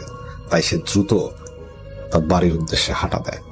বাড়িতে আসার পর সে তার স্ত্রীকে আর এই বিষয়ে কিছু বলে না, কারণ তার স্ত্রী সন্তান সম্ভবা এবং এ সময় তিনি যদি ভয় পান সেক্ষেত্রে খারাপ কিছু হতে পারে। তাই তিনি তার স্ত্রীকে এই বিষয়ে কোনো কথাই বলেন না। তিনি বাসায় এসে গোসল করলেন এবং গোসল করার পর তিনি তার হারিকেনটা নিয়ে আবার বের হন, এটা দেখার উদ্দেশ্যে যে সেই লোকটা আশেপাশে আছে কিনা। তিনি হারিকেন নিয়ে তিনি যেখানে নৌকা বেঁধে রেখেছিলেন সে জায়গায় যান, কিন্তু তিনি সেখানে গিয়ে কাউকে খুঁজে পান না। তিনি তার বাসায় চলে আসেন, খাওয়া দাওয়া করে তিনি রাতে ঘুম দেন। রাত 3টা কি 3:30টার দিকে তিনি ঘুম থেকে উঠে বাথরুমে যান। বাথরুম থেকে আসার পর তিনি যখন ঘরে ঢোকেন তখন তিনি যা দেখেন তা দেখে তিনি স্তব্ধ হয়ে যান। তিনি দেখেন তার ঘরের মেঝেতে একটা উলঙ্গ লোক বসে আছে, তার দিকে পিঠ দিয়ে সে বসেছিল। সে মাঝি যখন তার ঘরে প্রবেশ করে এবং সে শব্দে সেই উলঙ্গ লোকটা তার দিকে ঘুরে তাকায় এবং মাঝি এই লোকটিকে দেখে বুঝতে পারে এই লোকটি সেই লোক যে তার নৌকায় ছিল। এই প্রথম মাঝি এই লোকটার চেহারা দেখে, খুব বিভৎস একটা চেহারা, এবং সেই অবয়বটা সেই বিভৎস চেহারা নিয়ে তার দিকে তাকিয়ে একটা হাসি দেয়। মাঝি এটা দেখে চিৎকার করতে যায়, কিন্তু তার মুখ দিয়ে কোনো শব্দ বের হয় না। মাঝি দেখতে পায় তার সামনে যে উলঙ্গ লোকটা বসে আছে তার শরীরে ছোপ ছোপ লাল লাল দাগ এবং তার পুরো শরীরে বিভিন্ন গোটায় ভর্তি, এবং তার শরীরের মাংস হয়তো পচা শুরু করেছে। তিনি দাঁড়িয়ে থেকে সেই পচা মাংসের গন্ধ পাচ্ছেন। তিনি দেখতে পান সেই উলঙ্গ লোকটা তার দিকে এগিয়ে আসছে। ঠিক তখনই তিনি আর নিজেকে ধরে রাখতে পারেন না, তিনি একটা চিৎকার দিয়ে অজ্ঞান হয়ে পড়ে যান। মাঝির এই চিৎকারে মাঝির স্ত্রীর ঘুম ভাঙে। তিনি ঘুম ভেঙে দেখতে পান তার স্বামী মেঝেতে পড়ে আছে। তখন তিনি আশেপাশের লোকজনকে ডাক দেন, ডাক দেওয়ার পর সবাই আসে। এক পর্যায়ে সেই মাঝিকে সুস্থ করা হয়। সুস্থ হওয়ার পর সে মাঝি সবাইকে এই ঘটনা খুলে বলে, এবং এরপর থেকেই মাঝির শরীর অসম্ভব খারাপ হওয়া শুরু করে এবং সবাই অবাক হয়ে লক্ষ্য করে যে মাঝির শরীরে গোটা গোটা লাল লাল কিছু বস্তু দেখা যাচ্ছে। খুব শীঘ্রই সেগুলো পচতে শুরু করল।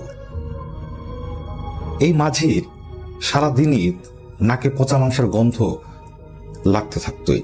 সে যেদিকেই যেত সেই পচা মাংসের গন্ধ পেত। কিছুদিন পর তার শরীর যখন পচা শুরু করে তখন আশেপাশের সবাই এই গন্ধ পাওয়া শুরু করে। মাঝির স্ত্রী বুঝতে পারছিল না সে তার স্বামীকে নিয়ে কি করবে। তখন সেই মাঝি সেই উলঙ্গ লোককে বিভিন্ন সময় দেখতে পেত। মারুফ ভাইয়ের বড় বাবা মাঝির এই কাহিনী জানতেন এবং তিনি মনে মনে নিজেকে একটু দোষারোপ করতেন, কারণ তিনি যদি মাঝিকে নিয়ে না যেতেন তাহলে হয়তো এই মাঝি সমস্যায় পড়তো না। তাই তিনি প্রায় মাঝির খোঁজ খবর নিতেন। মারুফের এই বড় বাবাই একদিন এক হুজুরকে নিয়ে আসেন। সেই হুজুর সেই মাঝিকে দেখে এবং দেখে তিনি কিছু পড়া পানি দেন এবং তাকে বড়ইয়ের পাতা এবং ডালিম পাতা দিয়ে গোসল করাতে বলেন এবং কিছু আমল বলে যান। এভাবে 3-4 দিন চলতে থাকে, কিন্তু সেই মাঝির সমস্যার কোনো সমাধান হচ্ছিল না। তার শরীরে বিভিন্ন জায়গায় ফোড়া বের হওয়া শুরু করলো এবং সেগুলো পচে দুর্গন্ধ ছড়ানো শুরু করলো। সেই মাঝির বাড়ির চারপাশে কোনো মানুষ সহজে যেতে পারত না সেই পচা মাংসের গন্ধে। সে মাঝির স্ত্রী খুব কষ্টে তার স্বামীর সাথে ছিল। একদিন রাত 3টা কি 3:30টার দিকে সেই মাঝির স্ত্রীর ঘুম ভেঙে যায় তার স্বামীর বঙ্গানির আওয়াজে।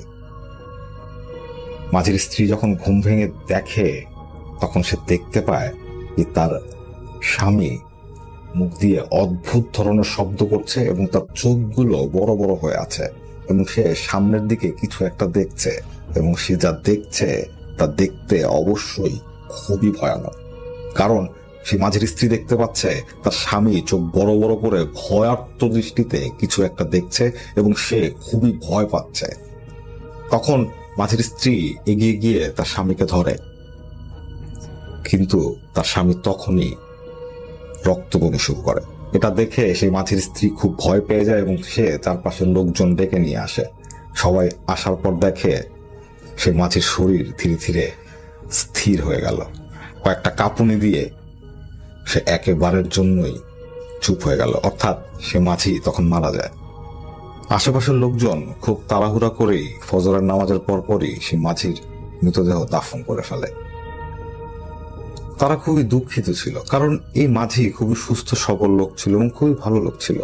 একটা ভালো লোক হঠাৎ করেই তাদের চোখের সামনে ধুকতে ধুকতে মারা গেল। সেই মাঝির স্ত্রী সেই গ্রাম ছেড়ে চলে যায় তার বাবার বাড়ি। ঘটনা এখানে শেষ হয়ে গেলেই হয়তো ভালো ছিল, কিন্তু ঘটনার মাত্র শুরু। সেই মাঝির লাশ 3 জন লোক গোসল করিয়েছিল। তাদের মধ্যে একজনের নাম সোহরাব। এই সোহরাব মারুফ ভাইয়ের নানির চাচাতো ভাই। সোহরাবের বাজারে একটা মুদি দোকান ছিল। সে প্রায় রাত করে বাসায় ফিরত। সেদিনও রাত 8টা কি 9টার মতো বাজে। সোহরাব তার বাজারের দোকান বন্ধ করে বাসার দিকে ফিরছিল সাইকেলে করে। তিনি সাইকেল চালিয়ে যখন আসছিলেন, তখন হঠাৎ করেই একটা নির্জন জায়গায় তিনি একজন মানুষের কান্নার শব্দ শুনতে পান। তিনি একটু অবাক হন, কারণ এই জায়গায় এই রাতের বেলায় কে কান্না করবে। কিছুক্ষণ পর তিনি বুঝতে পারেন শব্দটা তো আসলে কান্নার না, কেউ একজন কষ্টে গোঙানির মতো আওয়াজ করছে। তিনি একটু কৌতূহলী হয়ে পড়েন। তিনি সাইকেলটা রাস্তার এক পাশে রাখেন এবং একটু এগিয়ে যান সেই শব্দটার উৎসের দিকে। তিনি যখন এগুচ্ছিলেন তখনই তার নাকে একটা পচা গন্ধ এসে লাগছিল। তিনি ব্যাপারটাকে অগ্রাহ্য করে এগিয়ে যান এবং তিনি তখন যা দেখেন সেটা দেখে তিনি সেখানে ভয়ে স্তব্ধ হয়ে যান। তিনি দেখেন একটা গাছের গোড়ায় একজন উলঙ্গ মানুষ বসে আছে, যার সারা শরীরে মস্ত বড় ফোড়া এবং সেই পচা গলা ফোড়া থেকে বিভৎস গন্ধ আসছে। এবং সেই উলঙ্গ মানুষটা সোহরাবের দিকে তাকিয়ে এগিয়ে আসার একটা ভঙ্গি করে। এটা দেখে সোহরাব সে সময় একটা চিৎকার করে কোনো মতে তার সাইকেলটা নিয়ে বাসায় চলে আসে। বাসায় আসার পর তার বমি শুরু হয়। বাসার লোকজন যখন তাকে কোনো মতো সুস্থ করে, তখন সে তার সাথে ঘটে যাওয়া এই ঘটনাটা বলে।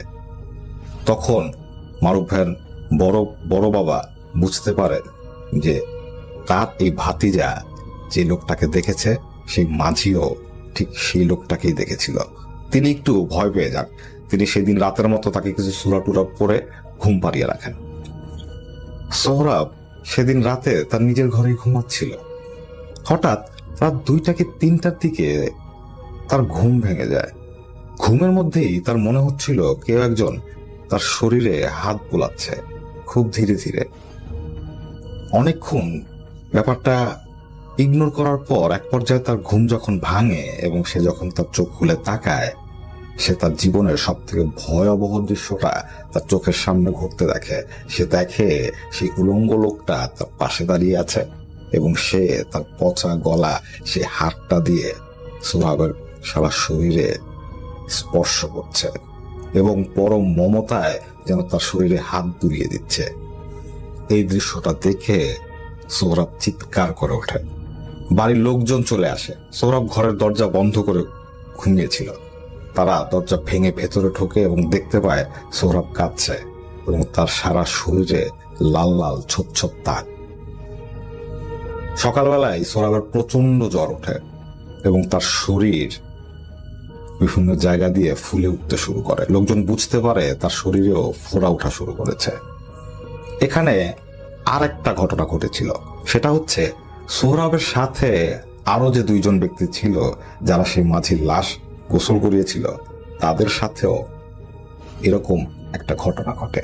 তারাও সেই উলঙ্গ সারা শরীরে ফোড়া নিয়ে বসে থাকা সেই লোকটাকে দেখে এবং তাদের 2 জনেরই শরীরে ঠিক একই ধরনের লক্ষণ দেখা যায়। কিছুদিনের মধ্যেই অবস্থা খুব খারাপ হয়ে যায় এবং সোহরাব আর 2 থেকে 3 দিন পর মারা যায়। তার মারা যাওয়ার কয়েকদিনের ব্যবধানে সেই 2 জন লোকও মারা যায়।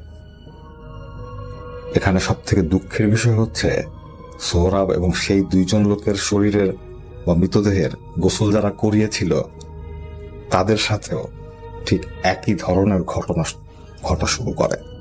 গ্রামের প্রায় প্রত্যেকটা লোক এই উলঙ্গ ভয়াবহ অবয়বটাকে তাদের গ্রামের বিভিন্ন জায়গায় দেখতে পায় এবং যারাই দেখতে পায় তারাই এই ভয়ানক রোগে কষ্টে ভুগে মারা যায়। পুরো গ্রামে একটা আতঙ্ক ছড়িয়ে পড়েছিল। সেই গ্রামের লোকজন তাদের জীবন নিয়ে খুবই শঙ্কিত ছিল। তারা জানতো না যে আগামীকাল ঘুম থেকে ওঠার পর তারা সেই অবয়বটিকে দেখবে কিনা, বা আজকে রাতে ঘুমাতে যাওয়ার আগে সেই অবয়বটিকে তারা দেখবে কিনা, বা তারা ঘুম ভেঙে তাদের ঘরের ভেতর সেই অবয়বটিকে দেখবে কিনা। এই ধরনের একটা অবর্ণনীয় আতঙ্ক নিয়ে সেই গ্রামের লোকজন দিন কাটাচ্ছিল এবং তাদের প্রিয়জনরা মারা যাচ্ছিল, এবং তারা যেভাবে মারা যাচ্ছিল তা কেউই সহ্য করার মতো, কেউই সহ্য করতে পারত না। গ্রামের লোকজন ততদিনে বুঝে গিয়েছিল যে এটা কোনো অশরীরের কাজ, তাই তারা বিভিন্ন কবিরাজ, তান্ত্রিক এদের খোঁজ করছিল। কিন্তু হ্যালো লিসেনার্স, আশা করি ঘটনাগুলো আপনাদের ভালো লেগেছে। আমি চেষ্টা করেছি বাছাই করে ঘটনাগুলো আপনাদের মাঝে শেয়ার করার। আমি প্রতিদিনই ঘটনাগুলো বাছাই করে আপনাদের মাঝে একটি করে এপিসোড শেয়ার করার চেষ্টা করি। যদি আমার ঘটনাগুলো একটু ভালো লাগে তাহলে অবশ্যই এই চ্যানেলটি সাবস্ক্রাইব করবেন। আর আপনারা কোথা থেকে এই ঘটনাগুলো শুনতেছেন যদি আপনাদের ঠিকানাগুলো জানান তাহলে আমি অনেক কৃতজ্ঞ হব। তাহলে আমি বুঝতে পারবো যে আপনারা কোথা থেকে কে কোথা থেকে শুনতেছেন। এছাড়াও আপনাদের মাঝে যদি কোনো ঘটনা থেকে থাকে তাহলে অবশ্যই আমাদের ইমেলে দেওয়া ঠিকানায় ঘটনাটা পাঠাবেন। তাহলে নেক্সট এপিসোডে আপনার সেই ঘটনাটা আমরা রাসেল ভাইয়ের মাধ্যমে অথবা আমরা নিজেরা পড়ে শোনাবো। তো ভালো থাকবেন, সুস্থ থাকবেন, এই প্রত্যাশায় আজকের মতো বিদায় নিচ্ছি। আল্লাহ হাফেজ। এদের খোঁজ করছিল, কিন্তু কেউই আসলে কোনো ধরনের সমস্যার সমাধান দিতে পারেনি। একবার তারা একজন হুজুরের সন্ধান পায় টাঙ্গাইল। মারুফ ভাইয়ের এই বড় বাবা সাথে আরো কয়েকজন মানুষকে নিয়ে চলে যান টাঙ্গাইল সেই হুজুরকে আনার উদ্দেশ্যে, কিন্তু তারা সেখানে গিয়ে সেই হুজুরকে পান না। পুরো গ্রাম আতঙ্কিত ছিল, তারা কোনোভাবে এই অভিশাপ থেকে মুক্তি যাচ্ছিল। এভাবে আবার বর্ষাকাল চলে আসে। ঠিক তখনই মারুফ ভাইয়ের এই বড় বাবা এক হুজুরের সন্ধান পান। সেই হুজুরের বাড়ি হচ্ছে চিটাগাং। মারুফ ভাইয়ের বড় বাবা চিন্তা করেন তিনি এই হুজুরকে নিয়ে আসবেন। তিনি অনেক কষ্ট করে সেই হুজুরের সাথে যোগাযোগ করেন এবং সেই হুজুরকে সেই গ্রামে নিয়ে আসেন। সেই হুজুর একা আসেনি, সে হুজুর তার সাথে আরো 6-7 জন শিষ্যকে নিয়ে এসেছিল। মারুফ ভাইয়ের বড় বাবা যখন সে কবিরাজকে সে গ্রামের দিকে নিয়ে আসছিলেন তখন সকাল 10টা কি 11টার মতো বাজে। সে হুজুর যখন গ্রাম সীমানায় পা দিল তখন হঠাৎ করেই সে হুজুর থমকে যান এবং তিনি একটু বিচলিত ভঙ্গিতে সামনে তাকিয়ে থাকেন। কিছুক্ষণ পর তিনি মারুফ ভাইয়ের বড় বাবাকে বলেন যে আপনাদের গ্রামে তো খুব ভয়াবহ বিপদ, এই বিপদ কিভাবে জোটালেন? লোকজন যে এখনো বেঁচে আছে এটাই তো আল্লাহর কুদরত। এই কথা শুনে মারুফ ভাইয়ের বড় বাবা ভয় পেয়ে যান। তিনি হুজুরকে খুব দ্রুত সেই গ্রামের ভেতর নিয়ে আসেন এবং সে হুজুর ঠিক করেন যে তিনি এই মারুফ ভাইয়ের বড় বাবার বাড়িতেই উঠবেন। সেখানে বসেই তিনি এই সমস্যার একটা সমাধান দেওয়ার চেষ্টা করবেন। সেই কবিরাজ মারুফ ভাইয়ের বড় বাবাকে কিছু সামগ্রীর ব্যবস্থা করতে বলেন। তার মধ্যে ছিল লাল কাপড়, মাটির হাড়ি, সিঁদুর, বিভিন্ন গাছগাছরা এবং একটা আয়না। সে কবিরাজ মারুফ ভাইয়ের বড় বাবাকে আরো সংগ্রহ করতে বলেন 7 ঘাটের পানি। এটা লাগবেই, এবং এই পানি সংগ্রহ করার সময় অর্থাৎ যে এই পানি সংগ্রহ করতে যাবে সে হয়তো বিভিন্ন জিনিস দেখে ভয় পেতে পারে। কবিরাজ বলে দেন যে এসব জিনিস কোনো কিছুই বাস্তব না, শুধুমাত্র তাকে ভয় দেখাবার জন্য। ভয় পাওয়া যাবে কিন্তু ভয় পেয়ে সেই পানি ফেলে আসা যাবে না, সে পানি নিয়ে আসতে হবে। অতএব এরকম সাহসী যদি কেউ থাকে সেক্ষেত্রে একমাত্র তাকেই যাতে পাঠানো হয়। সেই চিন্তা করে সেই গ্রামের একজন সাহসী যুবককে পাঠানো হয় এবং তিনি সেই 7 ঘাটের পানি নিয়ে আসেন। সেই পানি আনার পর সেই কবিরাজ তার রিচুয়াল করতে বসেন। তিনি তার যেসব সামগ্রী চেয়েছিলেন তার মধ্যে ছিল সিঁদুর। তিনি সেই লাল রঙের সিঁদুর দিয়ে একটা বৃত্ত আঁকেন। বৃত্ত আঁকার পর তিনি সেই বৃত্তের মাঝখানে বসেন এবং সেই হাড়ির ভেতর তিনি সেই 7 ঘাটের পানি ঢালেন এবং তিনি বিভিন্ন ধরনের মন্ত্র জপ করছিলেন, তিনি বিভিন্ন ধরনের স্তবক পড়ছিলেন। হুজুরের সেই কবিরাজের সে হুজুর না, সে ছিল একজন কবিরাজ। সেই কবিরাজের সামনে ছিল সেই হাড়ি ভর্তি পানি, এক বাটি সিঁদুর এবং আয়না।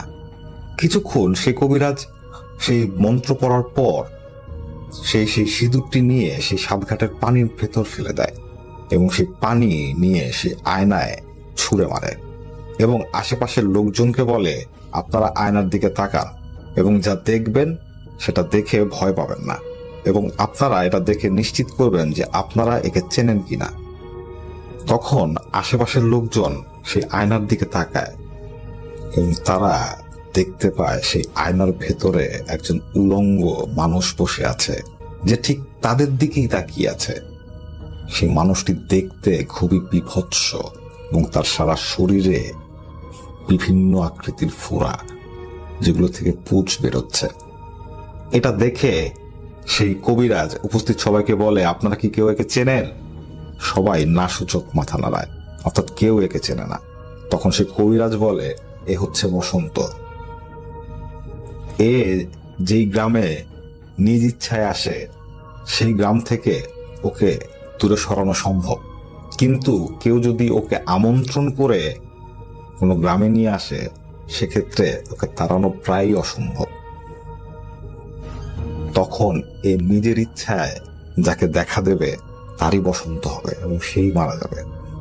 এই হচ্ছে এই ভয়ঙ্কর মহামারী। সবাই কবিরাজের এই কথা শুনে খুব ভয় পেয়ে যায়। তখন কবিরাজ বলে যে, আমার পক্ষে এই সমস্যার সমাধান করা সম্ভব না, আমাকে আপনারা ক্ষমা করুন। তখন সেই এলাকার গণ্যমান্য যেসব ব্যক্তিরা ছিল তারা সবাই সেই কবিরাজকে রিকোয়েস্ট করতে থাকে, কারণ এর আগে কেউই আসলে এই অশরীরটাকে আইডেন্টিফাই করতে পারেনি, এই কবিরাজই পেরেছে। তাই তারা আশাবাদী হয়ে উঠেছিল যে এই কবিরাজই হয়তো তাদের এই বিপদ থেকে মুক্তি দিতে পারবে। তখন সেই গ্রামবাসী সে কবিরাজকে রিকোয়েস্ট করতে থাকে। তখন সে কবিরাজ বলে, আমি যদি এই বসন্তকে জোর করে এই গ্রাম থেকে তাড়িয়ে দেওয়ার চেষ্টা করি তাহলে আমার অনেক বড় ক্ষতি হয়ে যাবে, আপনারা আমাকে ক্ষমা করুন। এই কথা বলে সে কবিরাজ যাওয়ার জন্য রেডি হয়, কিন্তু হঠাৎ করেই সে কবিরাজের কোনো একটা কথা মনে পড়ে যায়। তাই সে আবার ফিরে আসে এবং সে গ্রামবাসীকে বলে যে, আচ্ছা আমি একবার চেষ্টা করে দেখতে পারি, কারণ আমি যদি চেষ্টা না করি সেক্ষেত্রে আপনাদের এই গ্রাম কবরস্থান হয়ে যাবে, কেউই বাঁচবে না। গ্রামবাসী খুব খুশি হয়। তখন সে কবিরাজ গ্রামবাসীকে বলে যে, আমার একজন 20 বছর বয়সী অবিবাহিত যুবক লাগবে। গ্রামের সবাই যখন জিজ্ঞেস করে কেন, তখন সে কবিরাজ বলে যে, আমি সেই যুবকের উপর এক জিনের আসর করাবো। এই কথা শুনে গ্রামবাসী প্রথমে ভয় পায়, তারা বলে যে না না, জিনের আসর করানো যাবে না। তখন সেই কবিরাজ বলে যে, আপনারা ভয় পাবেন না, এই জিন আমার খুব পরিচিত, আমার ওস্তাদ আমাকে এই জিনটি উপহার দিয়েছিলেন। এই জিনটি যখন আমি উপহার পাই তখন এই জিনের বয়স ছিল 8, এখন এই জিনের বয়স 20। তাই আমার একজন 20 বছর বয়সী যুবককে প্রয়োজন। আপনারা ভয় পাবেন না, আমি আমার চেষ্টা করছি, বাকিটা দেখাই যাবে। তখন সেই 20 বছর বয়সী যুবককে পবিত্র করে একটা আসনে বসানো হয় এবং সেই কবিরাজ তার ঠিক সামনে বসে। বসার পর সে সেই যুবককে উদ্দেশ্য করে বলে, তোমার যতক্ষণ জ্ঞান থাকবে তুমি তোমার চোখ বন্ধ করে রাখবে, কোনোভাবেই তুমি তোমার চোখ খুলবে না। তখন সেই যুবক তার 2 চোখ বন্ধ করে ঠায় বসে থাকে আর সেই কবিরাজ তার মতো করে রিচুয়াল করছিল। এক পর্যায়ে উপস্থিত সবাই দেখতে পায় সেই 20 বছর বয়সী যুবক একটা আলাদা কণ্ঠে সালাম জানাচ্ছে, আসসালামু আলাইকুম। তখন সে কবিরাজ সালামের উত্তর দেয় এবং সেই কবিরাজ সেই জিনকে এই মহামারী সম্পর্কে জিজ্ঞেস করে এবং কিভাবে এরা এই ধরনের সমস্যায় পড়ল তার কথা জিজ্ঞেস করে। তখন সেই জিনটা সবাইকে উদ্দেশ্য করে বলে যে এই বিপদের কারণ হচ্ছে সে মারুফের বড় বাবা এবং সেই মাছি, কারণ এরা দুইজনই বসন্তকে আমন্ত্রণ জানিয়ে নিয়ে এসেছে এই গ্রামে। তখন সেই যুবকটা মারুফ ভাইয়ের বড় বাবার দিকে তাকিয়ে বলে, কিরে ভুলে গিয়েছিস কিভাবে নেমন্ত্রণ করে ডেকে নিয়ে এসেছিলি তাকে, একসাথে নৌকায় উঠালি, পিঠা খাওয়ালি আর এনে ছেড়ে দিলি এই গ্রামে, কি ভুলে গেছিস? তখন মারুফের বড় বাবার মাথায় সেই রাতের ঘটনাটা ছবির মতো ভেসে ওঠে এবং তিনি বুঝতে পারেন যে সেই মাঝি তাকে কেন জিজ্ঞেস করেছিল সাথের লোকটি কথা বলছে না কেন। তখন মারুফ ভাইয়ের বড় বাবা এই কথাটাতে আমল দেননি, কিন্তু এখন তিনি বুঝতে পারছেন যে তিনি কত বড় বিপদ নিজের কাঁধে করে এই গ্রামে নিয়ে এসেছেন। তখন সবাই সে কবিরাজকে জিজ্ঞেস করতে থাকে যে আপনি ওনাকে জিজ্ঞেস করুন এটা থেকে পরিত্রাণের উপায় কি। তখন সে কবিরাজ সেদিনকে জিজ্ঞেস করে যে এই বসন্তকে এই গ্রাম থেকে কিভাবে তাড়ানো যায়। তখন সে জিন বলে এই কাজটা খুব কঠিন, কারণ তাকে নিমন্ত্রণ করে নিয়ে আসা হয়েছে এবং যখনই তাকে নিমন্ত্রণ করে নিয়ে আসা হয় তখনই তাকে তাড়ানো খুব কষ্টের হয়ে দাঁড়ায়। এই কাজও করা সম্ভব, কিন্তু খুব কষ্টের। বসন্তকে যেখান থেকে নিয়ে আসা হয়েছে ঠিক সেখানেই রেখে আসতে হবে। একমাত্র এটা করা সম্ভব হলেই বসন্ত এই গ্রাম থেকে যাবে, তা না হলে সম্ভব না। আমরা চেষ্টা করে দেখতে পারি। তখন কবিরাজ সেই জিনটাকে জিজ্ঞেস করে কিভাবে। তখন সেই জিনটা, অর্থাৎ সেই 20 বছর বয়সী যুবকটা যার ভেতর সেই জিনটা ভর করেছিল, সে কবিরাজের দিকে এগিয়ে যায় এবং কবিরাজের কানে কানে কিছু একটা বলে। কবিরাজ চুপচাপ সে কথাগুলো শোনে এবং কিছুক্ষণ পর সবাই দেখতে পায় সেই যুবকটা হঠাৎ করেই মাটিতে লুটিয়ে পড়ল। তখন সে কবিরাজ তার সাথে থাকা কিছু পানি সেই ছেলেটার গায়ে যখন ছিটিয়ে দেয়, ছেলেটা স্বাভাবিক হয়ে উঠে বসে। এদিকে সন্ধ্যা হয়ে গেছে। তখন কবিরাজ মারুফ ভাইয়ের বড় বাবাকে বলে যে আপনাকেই এই কঠিন কাজটা করতে হবে, কারণ আপনার মাধ্যমেই বসন্ত এই গ্রামে ঢুকেছে, তাই আপনাকেই এই বসন্তকে নিয়ে এই গ্রাম থেকে সেই জায়গায় রেখে আসতে হবে যেখান থেকে আপনি তাকে নিয়ে এসেছিলেন। পারবেন তো? এই কথা শোনার পর মারুফ ভাইয়ের বড় বাবা রাজি হয়ে যান, কারণ তিনি এটা বুঝতে পেরেছিলেন যে তার কারণেই তার গ্রামবাসী এই বিপদের মুখে পড়েছে।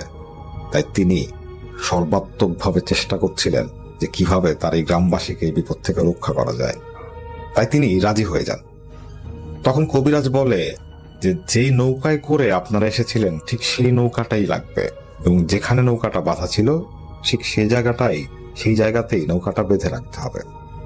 তখন সেই নৌকার খোঁজ পড়ে। সেই নৌকাটি একটা পুকুরে রাখা ছিল, কারণ বর্ষাকাল শেষ হয়ে গিয়েছিল, পানি কমে গিয়েছিল, তাই এই নৌকাটাকে নিয়ে পুকুরে রাখা হয়েছিল। সে পুকুর থেকে নৌকাটা উঠানো হয় এবং নদীতে নিয়ে আসা হয় এবং যে জায়গায় পূর্বে এই নৌকাটা বাঁধা ছিল ঠিক সেই জায়গায় নৌকাটা বাঁধা হয়। কবিরাজ এরপর 7টা মশাল জ্বালাতে বললেন। গ্রামবাসী 7টা মশাল জ্বালায়।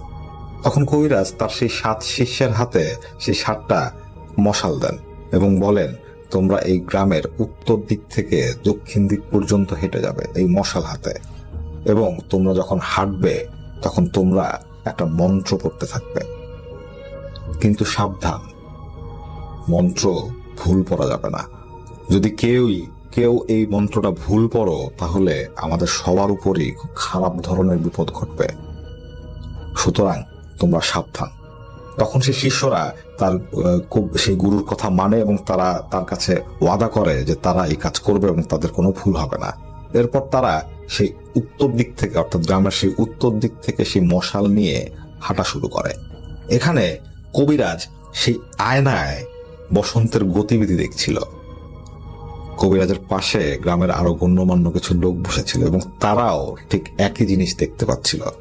তারা দেখতে পাচ্ছে উত্তর দিক থেকে হেঁটে হেঁটে সেই উলঙ্গ অশরীরী অবয়বটা হাঁটতে হাঁটতে দক্ষিণ দিকে এগিয়ে যাচ্ছে, ঠিক যেখানে সেই নৌকাটা বাঁধা।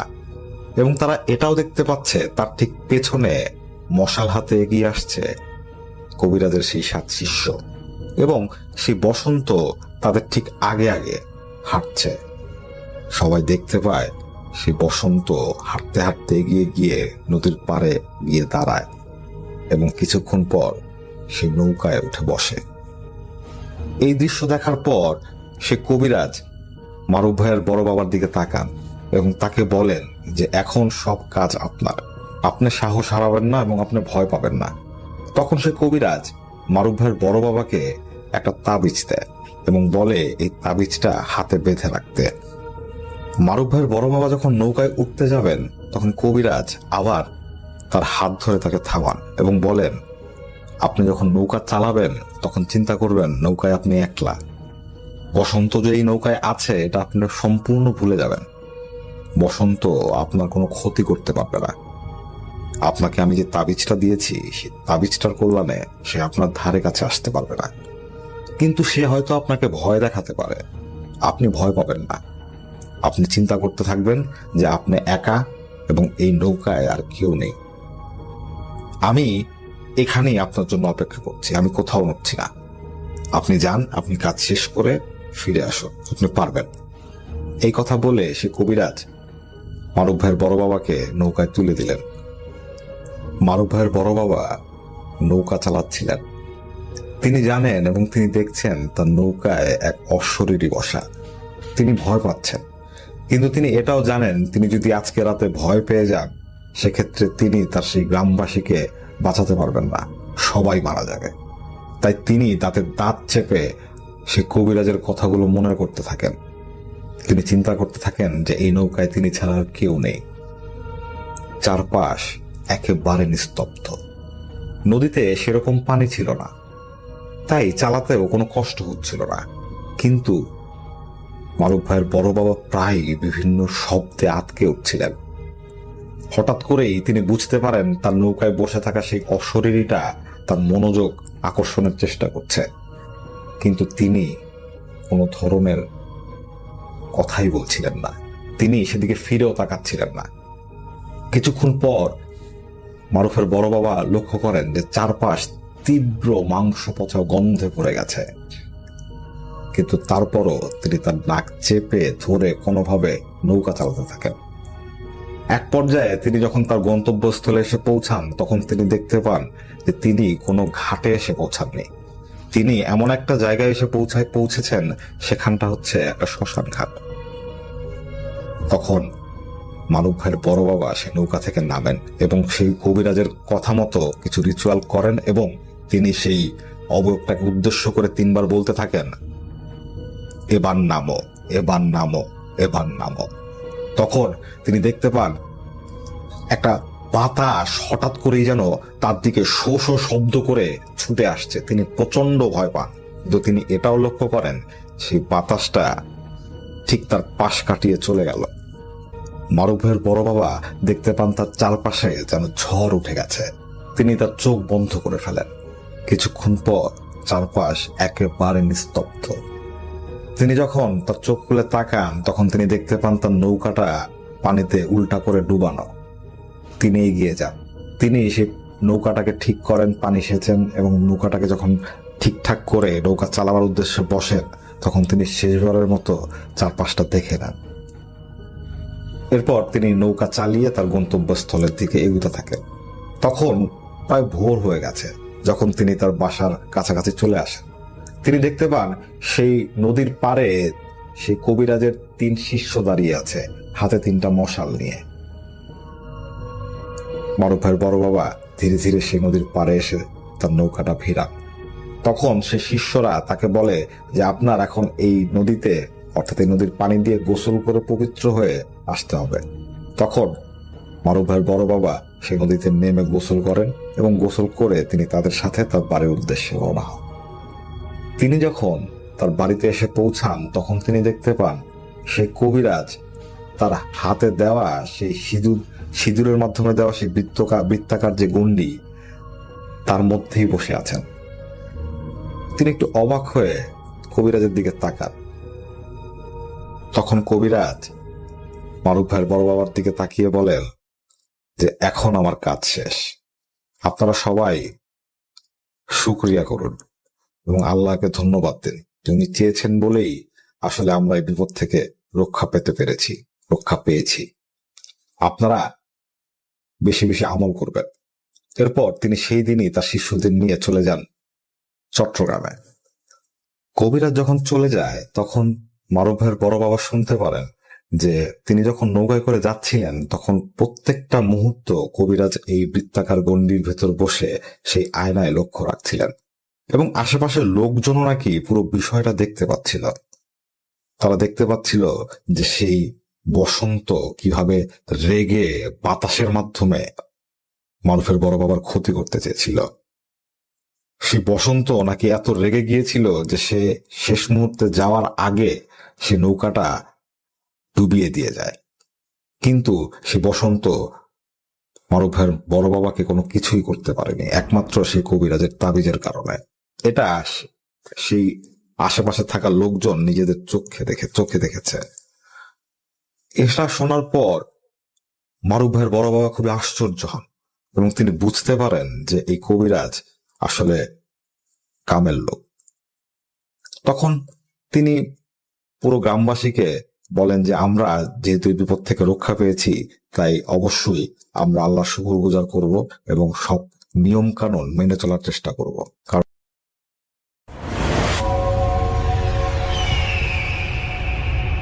হ্যালো লিসেনার্স, আশা করি ঘটনাগুলো আপনাদের ভালো লেগেছে। আমি চেষ্টা করেছি বাছাই করে ঘটনাগুলো আপনাদের মাঝে শেয়ার করার। আমি প্রতিদিনই ঘটনাগুলো বাছাই করে আপনাদের মাঝে একটি করে এপিসোড শেয়ার করার চেষ্টা করি। যদি আমার ঘটনাগুলো একটু ভালো লাগে তাহলে অবশ্যই এই চ্যানেলটি সাবস্ক্রাইব করবেন। আর আপনারা কোথা থেকে এই ঘটনাগুলো শুনতেছেন যদি আপনাদের ঠিকানাগুলো জানান তাহলে আমি অনেক কৃতজ্ঞ হব। তাহলে আমি বুঝতে পারবো যে আপনারা কোথা থেকে শুনতেছেন।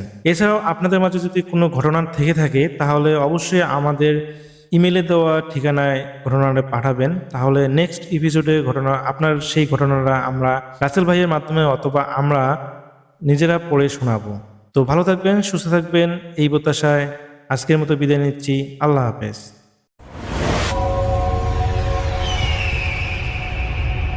সো মাচ আপনার ঘটনার জন্য আপনাকে ধন্যবাদ। আমরা দেখতে পাচ্ছি যে আমাদের এইখানে আরো একটা ইমেইল আছে, সেই ইমেইলটা আমি একটু পড়ে শোনাতে চাই আপনাদেরকে এবং আশা করছি যে এটাও আপনাদের ভালো লাগবে। এবং আমি এরকম প্রচুর ইমেল চাই, আসলে ইমেল পড়তে অনেক ভালো লাগে এবং আপনারাও পছন্দ করেন আমি জানি, এবং যারা লেখেন তারা খুব চমৎকার করে লেখেন। এরকম ইমেল আমি প্রচুর চাই, প্রচুর, যেটা সত্যি ঘটনা হলে সবাই ভালোবাসেন আসলে। যাই হোক, আমাকে লিখছেন রাসেল ভাই নমস্কার নেবেন, আমি আশু যশোর বিমানবন্দর রোড আরবপুর থেকে লিখছি। আজই প্রথম ভূত এফএমে কোনো ঘটনা পাঠালাম। যদি ঘটনাটি আপনাদের ভালো লাগে তাহলে এই ঘটনাটি সবাইকে পড়ে শোনাবেন। ঘটনায় যাওয়ার আগে কিছু কথা বলে নিলে ভালো হবে। এটা আমার মেজ ভাইয়ের কাকি শাশুড়ির মৃত্যুকে নিয়ে ঘটনা। তারা আমাদের পাশের জেলাতেই থাকেন, কারণবশত জেলাটার নামটা বললাম না। মূল ঘটনায় যাবার আগে কিছু কথা বলে রাখি। আমাদের হিন্দুদের মৃত ব্যক্তিকে যারা শ্মশানে নিয়ে যায় তাদেরকে কাঠোরে বলে। আর আমাদের মারা যাবার 11 দিন থেকে শ্রাদ্ধের বিভিন্ন আনুষ্ঠানিকতা আরম্ভ হয়। 12তম দিনে মহাভোজের আয়োজন হয় এবং 13তম দিনে কীর্তন ও প্রার্থনা হয়। আর মহাভোজের দিন মৃত ব্যক্তির আত্মার উদ্দেশ্যে নিমন্ত্রণ করা হয়। ঘটনাটি ঘটে 10 নভেম্বর 2017 তারিখ শুক্রবার। মৃত ব্যক্তির ছিল নানান ব্যাধি, যেমন কিডনি নষ্ট হয়ে যায়, গ্যাসের সমস্যা, তার শরীরের ভেতরে অধিকাংশ জিনিসই নষ্ট হয়ে যায়, আরও অনেক সমস্যা যা ডাক্তারের হাতের বাইরে চলে যায়। আমরা সবাই জানতাম যে তার মৃত্যু অবধারিত। একটু বলে রাখি, তাকে বারান্দায় একটি খাটে থাকতে দেয়া হতো এবং সাথে বাড়ির অন্য সদস্যরাও থাকতো। হঠাৎ 10 তারিখ সকালে তিনি পরলোক গমন করেন। সমস্ত বাড়িতে এক অন্যরকম পরিবেশ। দূর দূর থেকে আত্মীয় স্বজনরা বাড়িতে এসে জমা হচ্ছেন। যথারীতি সব কাজ শেষে তাকে শ্মশানে নিয়ে সমাধিস্থ করা হয়।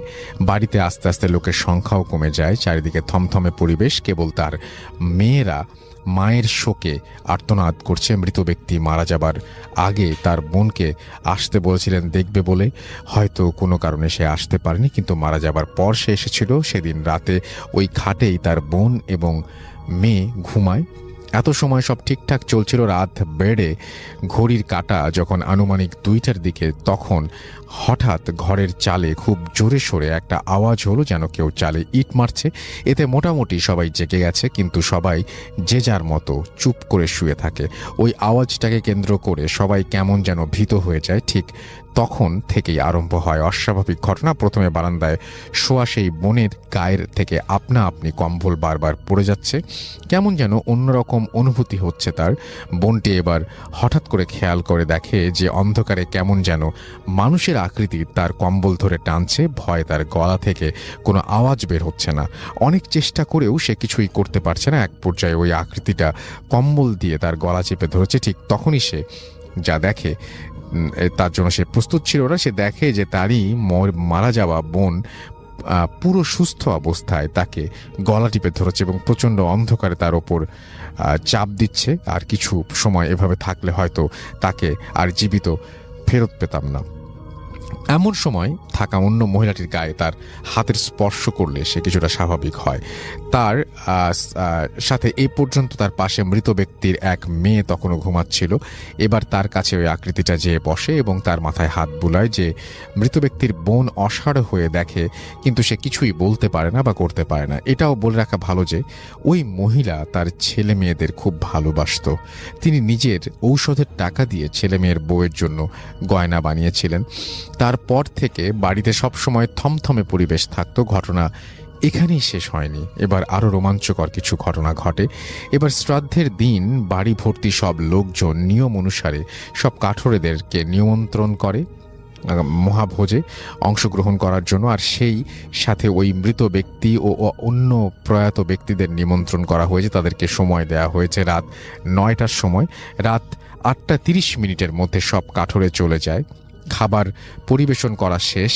মৃত ব্যক্তির এক জামাই উপহাস করে বলে, আরে মরা মানুষ কি কখনো খেতে আসে নাকি? আচ্ছা, আমি আজ দেখব কিভাবে ও এসে ভাত খায়।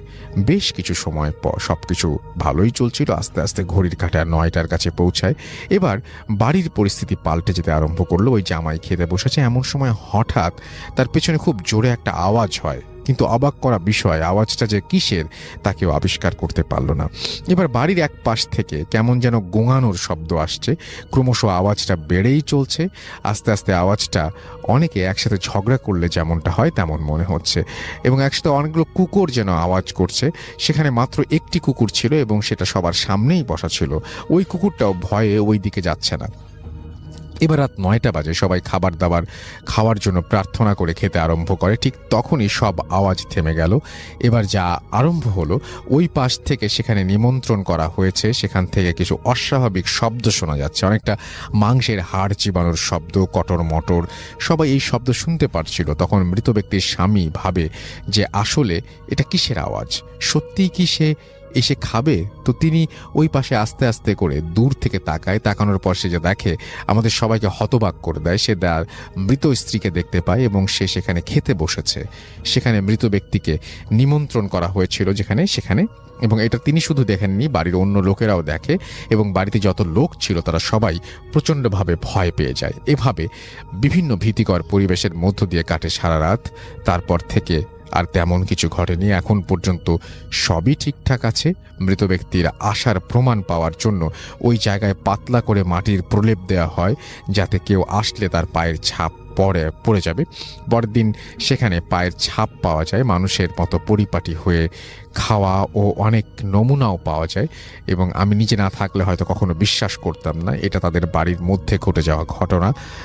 এবং অনেকে বিশ্বাস করতে পারেন এবং বিশ্বাস নাও করতে পারেন, কিন্তু আমি নিজে এই ঘটনার প্রমাণ। ভালো থাকবেন। কিছুদিন আগেও আবার একটা ঘটনা ঘটেছে, সময় করে লিখে পাঠাবো। তো এই ঘটনাটাই তিনি লিখেছেন এবং থ্যাংক ইউ ভেরি মাচ আপনার ঘটনার জন্য। আপনাকে অনেক ধন্যবাদ। চমৎকার কিছু ঘটনা নিয়ে, চমৎকার কিছু অতিথি নিয়ে আবারও ফিরে আসবো। সেই পর্যন্ত সবাই ভালো থাকুন, সুস্থ থাকুন, সুন্দর থাকুন। মোস্ট ইম্পর্টেন্টলি ফুর্তিতে থাকুন। টাটা।